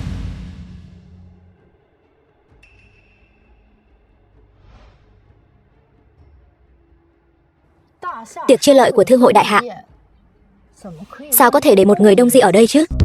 Vô lễ. Ngươi là ai, dám cả gan quấy rối tiệc chia lợi của họ Triệu nhà ta? Tống cổ ra ngoài. Khoan đã. Trước khi ngươi gọi ngươi hãy xem đây là cái gì đã. Đây là tín vật mà thành viên Hoàng thất đại hạ mới có. Ngươi là người của Hoàng thất? Không phải. Đây là do Thái tử điện hạ ban tặng, để ta tuần tra Biên Thành không gặp trở ngại. Hóa ra là người của Thái tử điện hạ. Triệu Phi, có lỗi đã đón tiếp chậm trễ, mong đại nhân thứ tội. Khách sáo làm gì? Nhưng ngươi vẫn phải gọi, bởi vì phải tống cổ tên Đông Di này ra ngoài. Ngươi nói gì? Ngươi muốn đuổi ta đi? Người của Hoàng thất đại hạ các ngươi đều vô lễ như vậy sao? Ngươi nói sai rồi. Ta không phải người của Hoàng thất. Ta là con dân đại hạ, đương nhiên không hoan nghênh ngươi, tên Đông Di này. Khốn kiếp. Triệu gia chủ, xem ra hôm nay việc quan sát của ta chỉ có thể đến đây thôi. Tạm biệt. Lê trưởng quỹ xin dừng bước. Vị đại nhân này, Lê trưởng quỹ và đại hạ chúng ta có quan hệ thông thương bình thường. Đuổi người ta đi như vậy, nếu bị người ngoài biết được, không biết sẽ bàn tán về đại hạ chúng ta như thế nào. Đúng vậy, đại nhân, xin ngài hãy để Lê trưởng quỹ ở lại. Vậy thì ngươi hãy ngồi yên đấy. Đa tạ đại nhân. Lê trưởng quỹ, mời ngồi. Mau đem bản tính lên đây.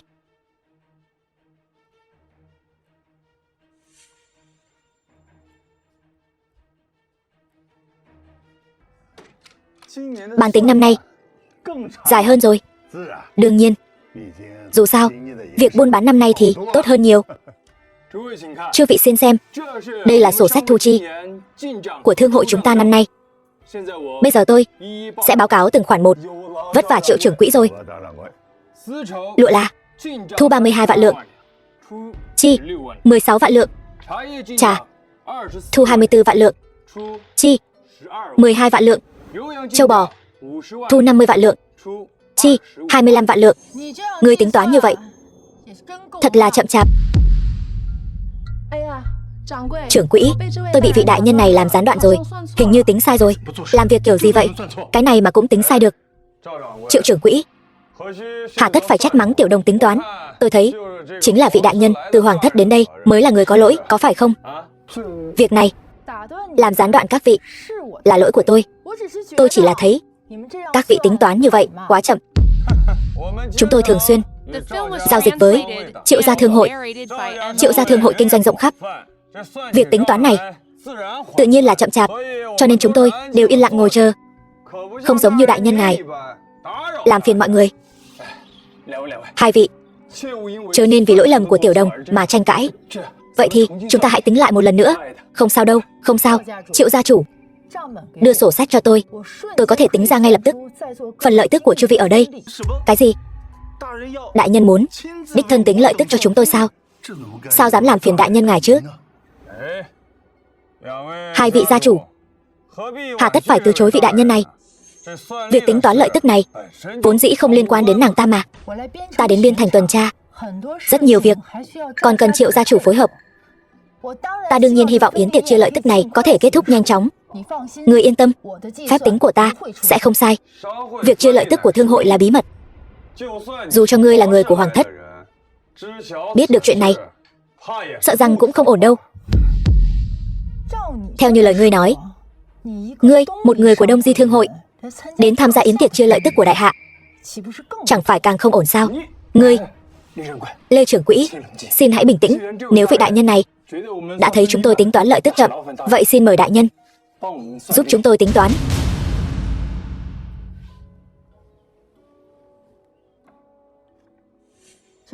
Sổ sách này thật nhiều. Đương nhiên là vậy. Những năm trước, chúng tôi vì tính toán lợi tức, thời gian cần thiết ước chừng 4 canh giờ. Thư đồng, cất bàn tính đi. Ta lại thấy khá tò mò. Không biết vị đại nhân này có thể tính toán những sổ sách này một cách chính xác không?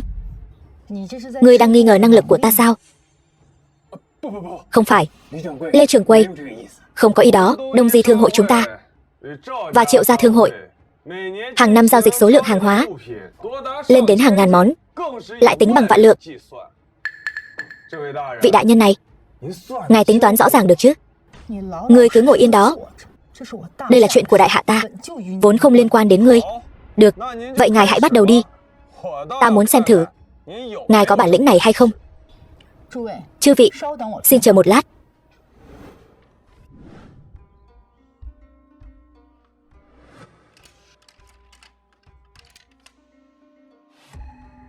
Này, vị đại nhân này lại có thực lực đến vậy sao?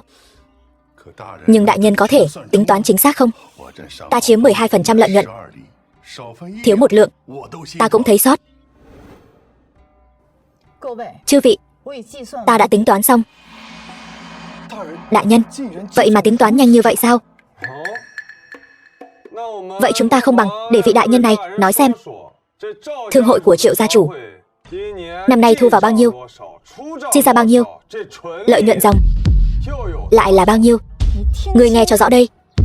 Thu vào là 3.320 vạn lượng. Thương hội chúng ta có hơn 3.000 vạn lượng. Triệu gia chủ, ngươi mau nói đi, có phải hay không? Chuyện này, hôm qua ta ước chừng tính toán một chút, quả thực vượt quá 3.000 vạn lượng, nhưng ta không có con số lượng bạc chính xác. Triệu trưởng quầy, ý ngài là vị đại nhân này tính toán không sai biệt lắm sao? Đúng vậy. Nói cách khác, khoản thu của thương hội thật sự là 3.320 vạn lượng sao? Vậy chi ra của thương hội là bao nhiêu? Chi ra là 1.675 vạn lượng. Có nghĩa là lợi nhuận ròng của Triệu gia năm nay là 1.645 vạn lượng. Ta chiếm 12%, vậy ta được bao nhiêu? 19.007.400 lượng. The film was translated and narrated 3% by của ta. M Media. Đại nhân, ta được chia bao nhiêu?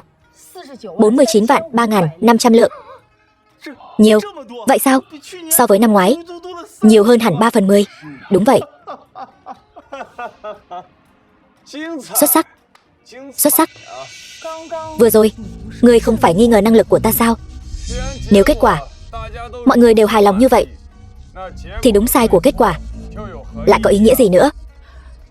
Triệu trưởng quầy, ta vừa tính toán lại, khoản thu đúng là 3.320 vạn lượng. Khoản chi hẳn là tính toán giống như vị đại nhân này. Quả nhiên là đại nhân. Lợi hại. Được rồi, yến tiệc chia lợi nhuận hôm nay có phải là có thể kết thúc rồi không? Kết thúc rồi. Vậy bây giờ đến lượt tôi tính sổ với các ngươi. Tính sổ với chúng tôi. Đại nhân, ngài đang nói đùa với tôi đấy sao? Sổ sách ở trên này không sai chứ? Không sai. Trong này có một khoản thu vào. Là có ý gì? Không phải, đại nhân, câu nói của ngài khiến tôi hoang mang vô cùng. Trang thứ 8, vận chuyển người Đông Di được 30 vạn lượng. Ngươi giải thích thế nào? Vận chuyển Đông, cái này, ngày nay đại hạ của ta tràn vào vô số gián điệp Đông Di. Chúng bắt cóc con dân ta, lấy mạng bách tính ta. Ta vẫn luôn nghĩ chúng làm sao vào được. Hóa ra là do thương hội họ Triệu các ngươi làm chuyện tốt. Đại nhân, ngài nghe tôi giải thích. Đại nhân, chúng chính là bị các ngươi giấu trong hàng hóa, vận chuyển vào. Đại nhân, tôi oan uổng quá. Tôi hoàn toàn không biết đây là ai viết. Đúng, nhất định có kẻ đã động vào sổ sách của tôi. Đúng vậy, oan uổng. Ngươi vừa mới nói ngươi hôm qua đã tính toán sơ qua một lần rồi mà. Sao ngươi lại không thấy? Triệu trưởng quầy, ngươi lại dám vận chuyển người Đông Di? Triệu trưởng quầy, chúng tôi là trưởng quầy phân hành, chúng tôi sẽ bị ngươi hại mất mạng mất. Triệu phi nhà họ Triệu, ngươi nên biết tội mà ngươi phạm phải có thể chu di cửu tộc. Đại nhân tha mạng. Đại nhân, là tên Đông Di này ép buộc tôi làm đấy. Đại nhân, hỗn đản, ngươi và ta đều là giao dịch thương mại bình thường, ngươi dám vu oan giá họa cho ta. Đại nhân, tôi không lừa ngài. Đại nhân, đều là tên Đông Di này ép buộc tôi. Hắn còn bảo tôi vận chuyển nữ tử sang Đông Di. Ngươi dám nói ra chuyện này? Chán sống. Tên cẩu tặc Đông Di dám ở trên lãnh thổ đại hạ ta làm hại con dân đại hạ ta. Vị đại nhân này, vừa rồi chẳng phải chính ngài nói sao? Chuyện Triệu trưởng quầy gây ra, đó chính là trọng tội chu di cửu tộc. Sao giờ ngài lại muốn cứu hắn? Chuyện của đại hạ ta liên quan gì đến ngươi? Tội mà ngươi gây ra, mỗi một con dân đại hạ ta đều có thể xử tử ngươi ngay tại chỗ. Ngươi rốt cuộc là ai? Sao lại có công lực thâm hậu như vậy? Tên của ta ngươi không xứng để biết. Ngươi, xem ra ngươi cũng là gian tế của Đông Di. Vậy ngươi chắc chắn phải biết tất cả cứ điểm của gian tế Đông Di ở đại hạ ta. Thành thật khai báo, ta sẽ để ngươi toàn thây. Sợ là ngươi không có cơ hội đó đâu.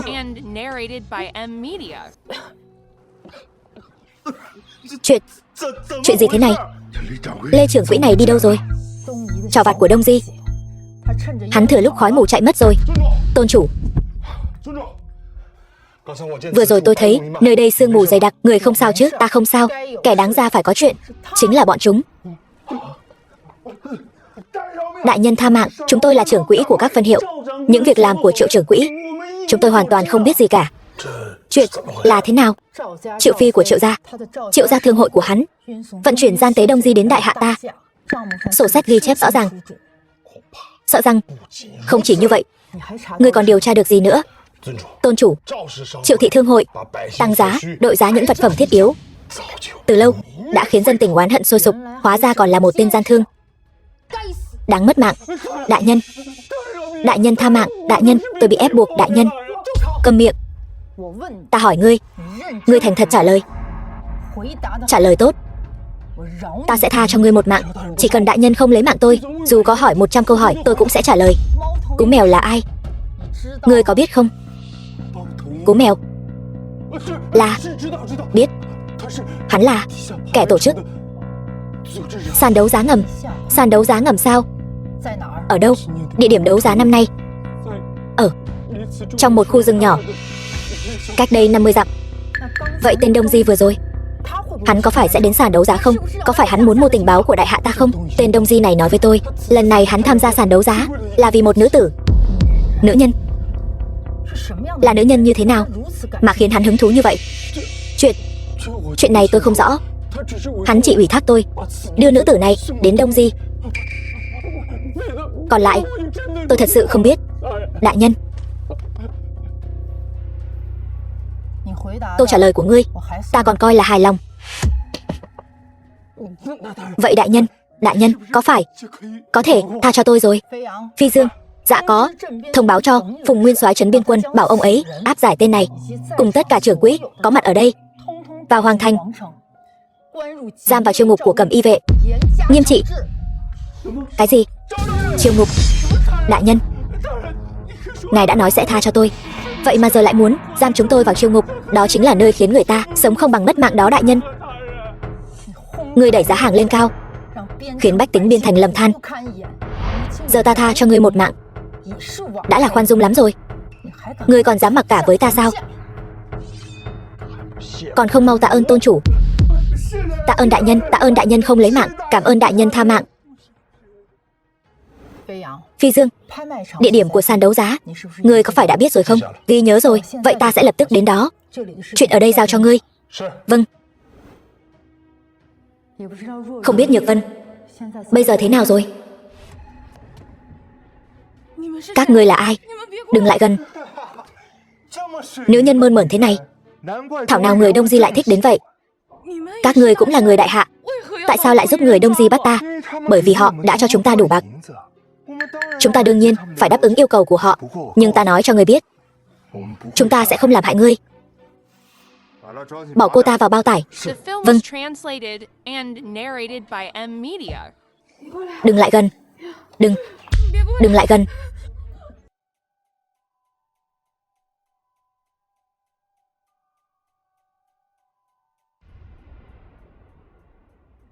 Đây chính là sàn đấu giá ngầm. Nằm ở nơi như thế này sao?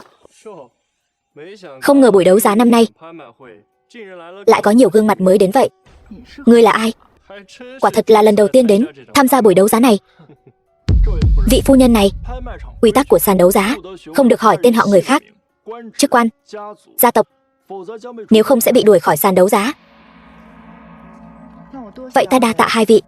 Tuy nhiên, chúng tôi có thể nói cho ngài biết buổi đấu giá hôm nay có những bảo vật gì. Ta cũng rất tò mò. Sẽ có những thứ hiếm lạ gì? Theo tấm thiệp mời ta nhận được ghi chú, vật phẩm có bình sứ xanh thời cung đình, ngọc như ý, tình báo, có tình hình thương hội khắp đại hạ, còn cả quân tình khắp đại hạ nữa. Cả quân tình nữa sao? Đó là điều tất nhiên. Đừng xem thường buổi đấu giá này. Nghe nói thân phận của kẻ tổ chức Gú Mèo rất cao quý. Vậy buổi đấu giá này, ngoài vật phẩm, quân tình, chắc không còn gì khác nữa. Không, buổi đấu giá này còn có cả nữ nhân nữa. Ngươi nói những điều này với vị phu nhân làm gì? Bà ấy cũng là phụ nữ mà. Dù sao phu nhân cũng là lần đầu tham gia. Tôi là người thường xuyên tham gia đấu giá, đương nhiên phải giải thích rõ ràng cho người ta chứ. Đa tạ hai vị.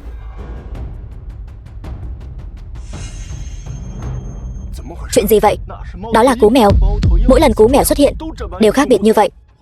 Hoan nghênh chư vị tham gia buổi đấu giá ngầm lần này. Ta từ trong các ngươi thấy rất nhiều gương mặt quen thuộc, thật hoài niệm năm xưa, cảnh các ngươi tranh giành vật phẩm. Cú mèo. Hóa ra hắn chính là cú mèo. Yên lặng. Tiếp theo chúng ta tiến hành vật phẩm đầu tiên. Vật phẩm Cửu Long đỉnh. Cú mèo.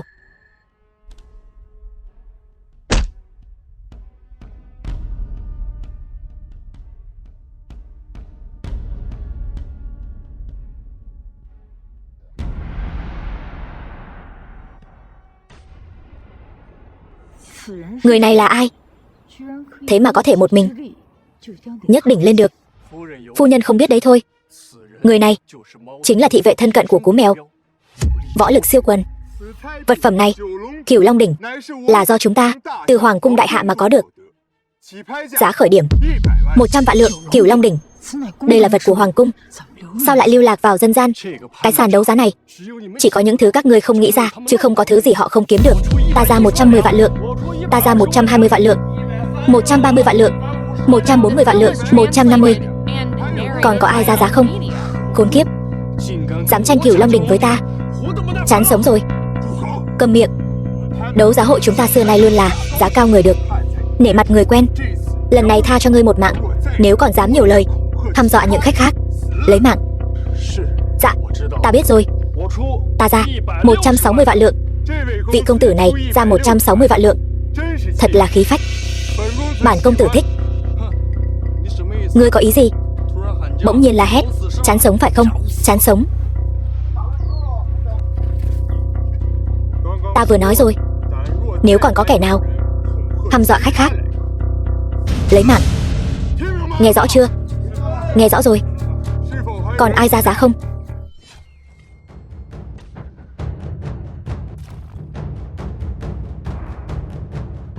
Cái gì? Ai hủy Cửu Long đỉnh của ta? Đấu giá thứ này thật là lãng phí thời gian. 300 vạn lượng. Ta bồi thường cho ngươi xem. Nhìn trang phục người này, là người Đông Di.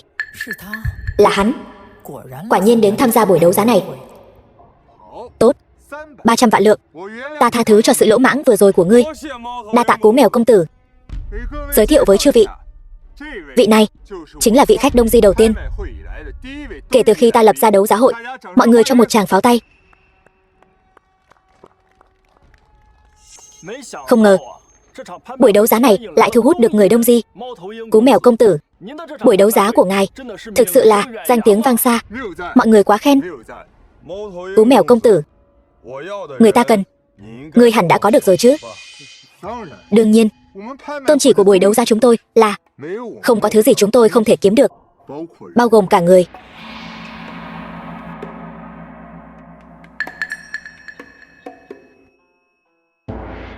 Vị khách Đông Di, đây chính là người phụ nữ mà ngài muốn. Đa tạ công tử. Khoan đã, ngươi đây là ý gì? Số bạc ngươi đưa ta trước đó chỉ đủ để chúng ta bắt cóc nàng ta. Muốn có được nàng vẫn phải theo quy trình đấu giá. Giá khởi điểm của người phụ nữ này là 1.000 vạn lượng. Hỗn đản, ngươi chơi chúng ta. Lê Tử. Cú Mèo công tử, ta hy vọng vừa rồi ngươi đang nói đùa với ta. Ta chưa bao giờ nói đùa. Vừa rồi thủ hạ của ngươi đã sỉ nhục ta. Vì vậy cuộc đấu giá này sẽ thêm một điều khoản nữa. Ai đấu giá thắng người phụ nữ trong bao tài này sẽ có được tất cả các mật thám của Đông Di ở Đại Hạ, cứ điểm và cả tư liệu. Ngươi được lắm. Quả nhiên là Cú Mèo công tử. Làm ăn thật là trôi chảy. Mật thám gì đó chẳng liên quan gì đến người thường chúng ta. Nhưng mà rốt cuộc là người phụ nữ như thế nào mà có thể khiến người Đông Di hứng thú đến vậy? Bất chấp ngàn dặm xa xôi mua nàng ta. Người phụ nữ trong bao tải. Giá khởi điểm 1.000 vạn lượng phải không? Ta ra 1.100 vạn lượng. Ta ra 1.200 vạn lượng. Vị khách Đông Di, ngài còn chưa ra giá sao? Ra giá thì được. Nhưng ta phải biết, người phụ nữ trong bao tải này có phải là người ta thực sự muốn hay không? Đúng vậy. Bỏ trong bao tải chúng ta làm sao thấy được? Nhỡ đâu là một bà lão thì sao? Phải đó. Mở bao tải ra cho chúng ta xem. Mở ra. Mở ra. Mọi người đừng nóng vội. Ta mở ra cho mọi người xem là được chứ gì.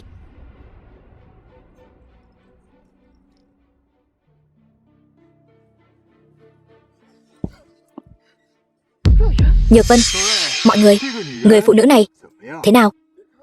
Có vừa lòng không? Đừng nhìn tôi. Nàng còn ngại ngùng kìa. Đáng yêu. Thật đáng yêu.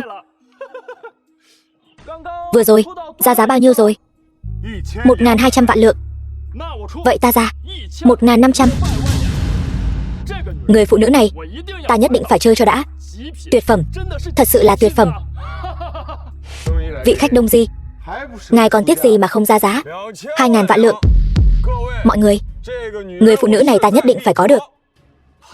Mua được người phụ nữ này, còn có thể nhận được cả thông tin cứ điểm của Đông Di. Ta đem thông tin này giao cho đại hạ, chắc chắn sẽ nhận được một phần thưởng không nhỏ. Có thể nói là một mũi tên trúng hai đích. Ta ra 2.500 vạn lượng. Hỗn đản. 5.000 vạn lượng. Còn ai nữa? Xem ra khách Đông Di chúng ta thực sự muốn có được người phụ nữ này. Chư vị, còn ai trả giá nữa không? Nếu không còn ai, vậy ta tuyên bố nữ tử này thuộc về lũ súc sinh. Ngươi là ai? Ta là bà nội ngươi. Mẹ, con biết mẹ nhất định sẽ đến cứu con. Mẹ, ngươi là mẹ của nữ nhân này, dám làm con gái ta bị thương. Trói nó lại đây, đem ra đấu giá. Hôm nay tất cả những kẻ có mặt ở đây đều phải mất mạng. Thì ra là ngươi. Lại gặp mặt rồi. Không ngờ ngươi chính là tôn chủ Cẩm Y vệ trong truyền thuyết Sở Kiều Ngọc. Khó trách thực lực ngươi lại mạnh như vậy. Cẩm Y vệ. Nghe nói tôn chủ Cẩm Y vệ là một trong những người sáng lập ra Cẩm Y vệ. Ngay cả quốc chủ cũng phải nể mặt nàng ta. Và điều làm ta không ngờ tới là tôn chủ Cẩm Y vệ này lại là nữ nhân. Các người hôm nay ở đây làm những chuyện như vậy, ta đều thấy rõ. Dù các người có mất mạng hết ở đây, cũng khó nguôi hận trong lòng ta. Khôi hài, chỉ bằng ngươi, một lão phu nhân già nua, mà cũng dám ở buổi đấu giá của cú mèo ta gây rối. Hôm nay ta sẽ đánh gãy tay chân ngươi, cùng với nữ nhân này đều trở thành vật phẩm đấu giá. Vậy phải xem ngươi có bản lĩnh đó không đã. Khẩu khí cũng không nhỏ. Người đâu? Lên. Cẩm Y vệ là cái thá gì? Lão bà ngươi cũng dám ở đây làm càn. Bớt nói nhảm. Có ta ở đây, ai cũng đừng hòng làm con gái ta bị thương. Nộp mạng đi.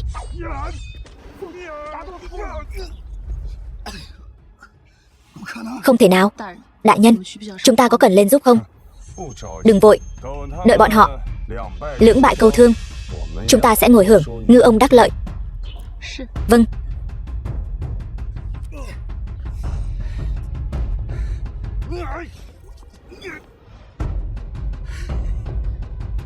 Chiêu này của ta vô địch thiên hạ, dù là đao kiếm cũng không thể đỡ được. Nộp mạng đi.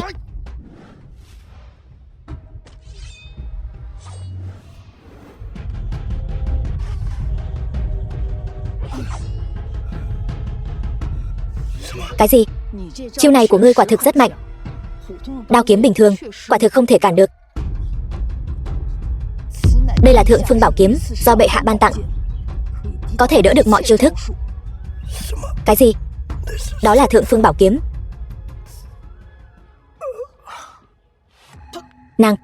Nàng ta lại có thể có được thượng phương bảo kiếm. Chúng ta mau chạy thôi. Đúng vậy, chúng ta chạy nhanh đi. Bây giờ các ngươi mới muốn đi. Người Đông Di, người rốt cuộc muốn làm gì? Mẹ ơi, cứu con. Ngươi còn không mau thả con gái ta ra. Hôm nay đến đây, ta không chỉ vì nữ tử này, càng phải đồ sát hết các ngươi. lấy mạng các ngươi, tất sẽ tổn hại thực lực của đại hạ. Các ngươi đây là muốn đen ăn đen. Đúng vậy, ta không chỉ muốn cướp sạch tiền tài của các ngươi, bảo bối trong nhà ngươi ta cũng sẽ mang đi hết. Ngân phiếu, bảo bối, nữ nhân này còn phải lấy mạng các ngươi. Lần này đến đây, Đông Di nhất định là nhất tiễn tứ điêu. Ngươi nghĩ hay lắm.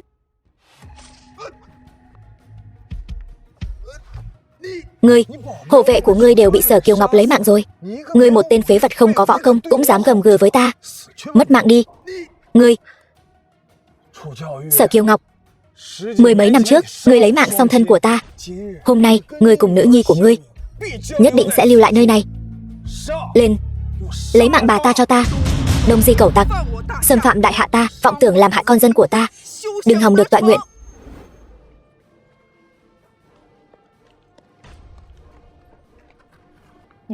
Các ngươi làm sao tìm được nơi này? Tôn chủ, là ta đã sớm báo cho Mục đốc chủ để cô ấy dẫn người tới. Tôn chủ, chuyện của Nhược Vân ta sẽ giải thích với người sau. Đông Di cẩu tặc, xông vào đất đại hạ ta, biết chữ tử viết như thế nào không? Mục Vân Sương, những năm gần đây sát thủ Đông Di chúng ta và Cầm Y vệ các ngươi giao thủ vô số lần, hôm nay cuối cùng cũng được gặp ngươi. Nói nhảm ít thôi, chịu mất mạng đi.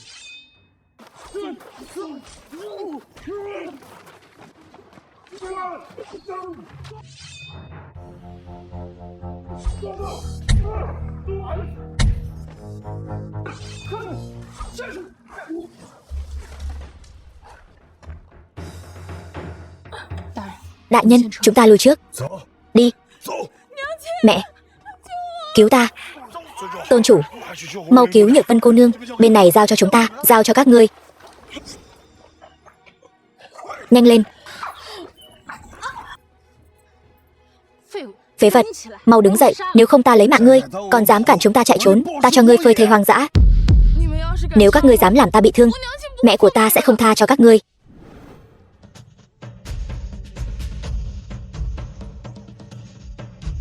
Dừng tay. Sở Kiều Ngọc, ta khuyên ngươi đừng hành động thiếu suy nghĩ. Nữ nhi của ngươi đang ở trong tay ta. Mẹ, đừng lo cho ta, lấy mạng chúng. Câm miệng. Ngươi thật sự không sợ ta bóp mất mạng ngươi sao? Thả nữ nhi của ta ra. Sao vậy? Sở Kiều Ngọc, ngươi sợ rồi. Chỉ bằng thế này, chúng ta làm một giao dịch. Giao dịch? Giao dịch gì? Thả chúng ta rời khỏi đại hạ. Ta ở Đông Di sẽ chăm sóc tốt nữ nhi của ngươi. Ngươi tên tiểu nhân vô sỉ này, không còn cách nào khác. Điểm yếu của ngươi chẳng phải đang ở trong tay ta sao? Khốn nạn. Ngươi nói như vậy, ta bỗng thấy thân thể nữ nhi của ngươi thật non mềm. Chỉ cần ta khóa chặt tay nàng, ta liền cảm thấy đặc biệt thoải mái. Mẹ, đừng lo cho con, mau lấy mạng bọn chúng. Nhược Vân, là mẹ có lỗi với con, để con nhiều lần bị bắt cóc. Sở Kiều Ngọc, ta không nói ngươi. Ngươi đối với đại hạ Cúc cung tận tụy, ngay cả nữ nhi của mình cũng không bảo vệ được. Ngươi không phải là một người mẹ tốt. Còn không bằng đem nữ nhi của ngươi cho ta chơi đùa. Mẹ, đừng nghe. Những lời này đều là muốn ly gián chúng ta. Không phải như vậy. Câm miệng. Ngươi còn dám động đến nữ nhi của ta, ta sẽ băm vòng ngươi ra. Ngươi cứ thử xem. Đại nhân, đừng phí lời với cô ta. Ta sẽ lấy mạng cô ta ngay bây giờ. Mẹ, cẩn thận. Hiện tại, thuộc hạ của ngươi đang trong tay ta. Một mạng đổi một mạng. Ngươi thả nữ nhi của ta ra. Đại nhân, cứu tôi không muốn mất mạng. Lê Tử, ngươi thật là đồ vô dụng. Thời khắc mấu chốt luôn kéo chân ta. Ta nói lại lần nữa, thả nữ nhi của ta ra. Đại nhân, ngươi cứ lấy mạng cô ta đi. Dù sao ta cũng không quan tâm đến cô ta. Chỉ cần ta sống sót, rời khỏi đại hạ là được. Vậy mà ngươi lại muốn bỏ mạng ta, một mình rời đi. Lê Tử, ngươi từ nhỏ không cha không mẹ. Ngươi có phải đã quên là ai đã kiều mang ngươi, nuôi dưỡng ngươi? Nếu ngươi là thuộc hạ trung thành của ta, vậy thì ngươi phải luôn sẵn sàng hy sinh vì ta. Như vậy mới xứng đáng với sự dạy dỗ tận tình của ta chứ. Ngươi thật nhẫn tâm. Ta không muốn nghe hai người nói nhảm nữa. Ta nói lại lần nữa, thả nữ nhi của ta ra, nếu không ta sẽ lấy mạng cô ta. Ngươi cứ lấy mạng đi, dù sao ta cũng không quan tâm. Sao? Ngay cả mạng thuộc hạ của ngươi cũng không quan tâm sao? Ta chỉ quan tâm đến mạng của mình. Mạng của người khác thì có liên quan gì đến ta? Lê Tử phải không? Ngươi thật đáng thương.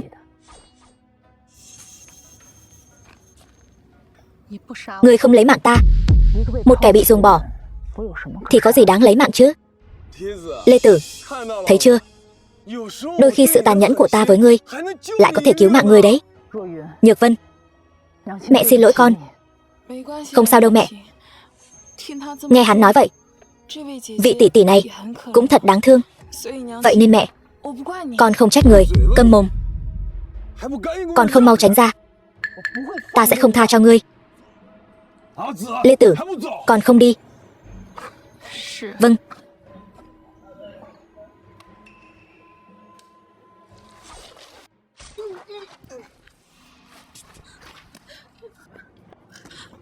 Mẹ, ta vẫn luôn xem ngươi như người thân, nhưng ngươi lại luôn xem ta như một quân cờ.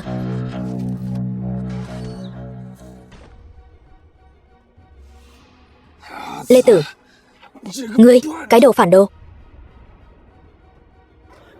Nhược Vân, ngươi tránh ra trước đã.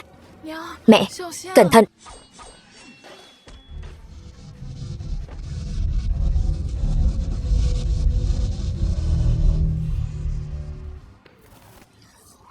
Ta từ nhỏ mồ côi cha mẹ, luôn xem ngươi như người thân. Đến cuối cùng, ngươi chỉ xem ta như một quân cờ. Ta không lấy mạng ngươi, nhưng hy vọng sau này đừng làm chuyện gây hại cho đại hạ.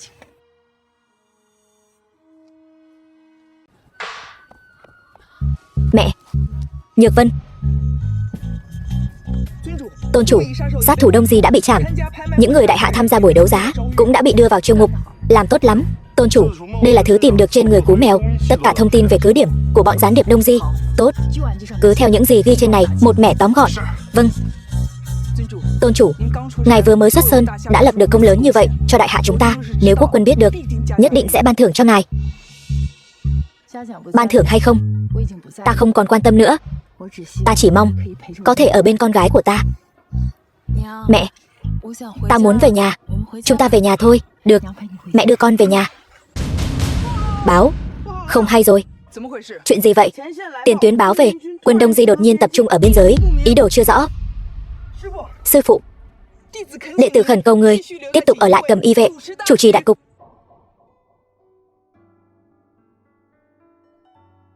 Nhược Vân, mẹ có lẽ không thể về nhà cùng con rồi. Không sao đâu mẹ, con hiểu mà. Người cứ đi đi. Cầm Y vệ có mặt, cùng ta ra trận.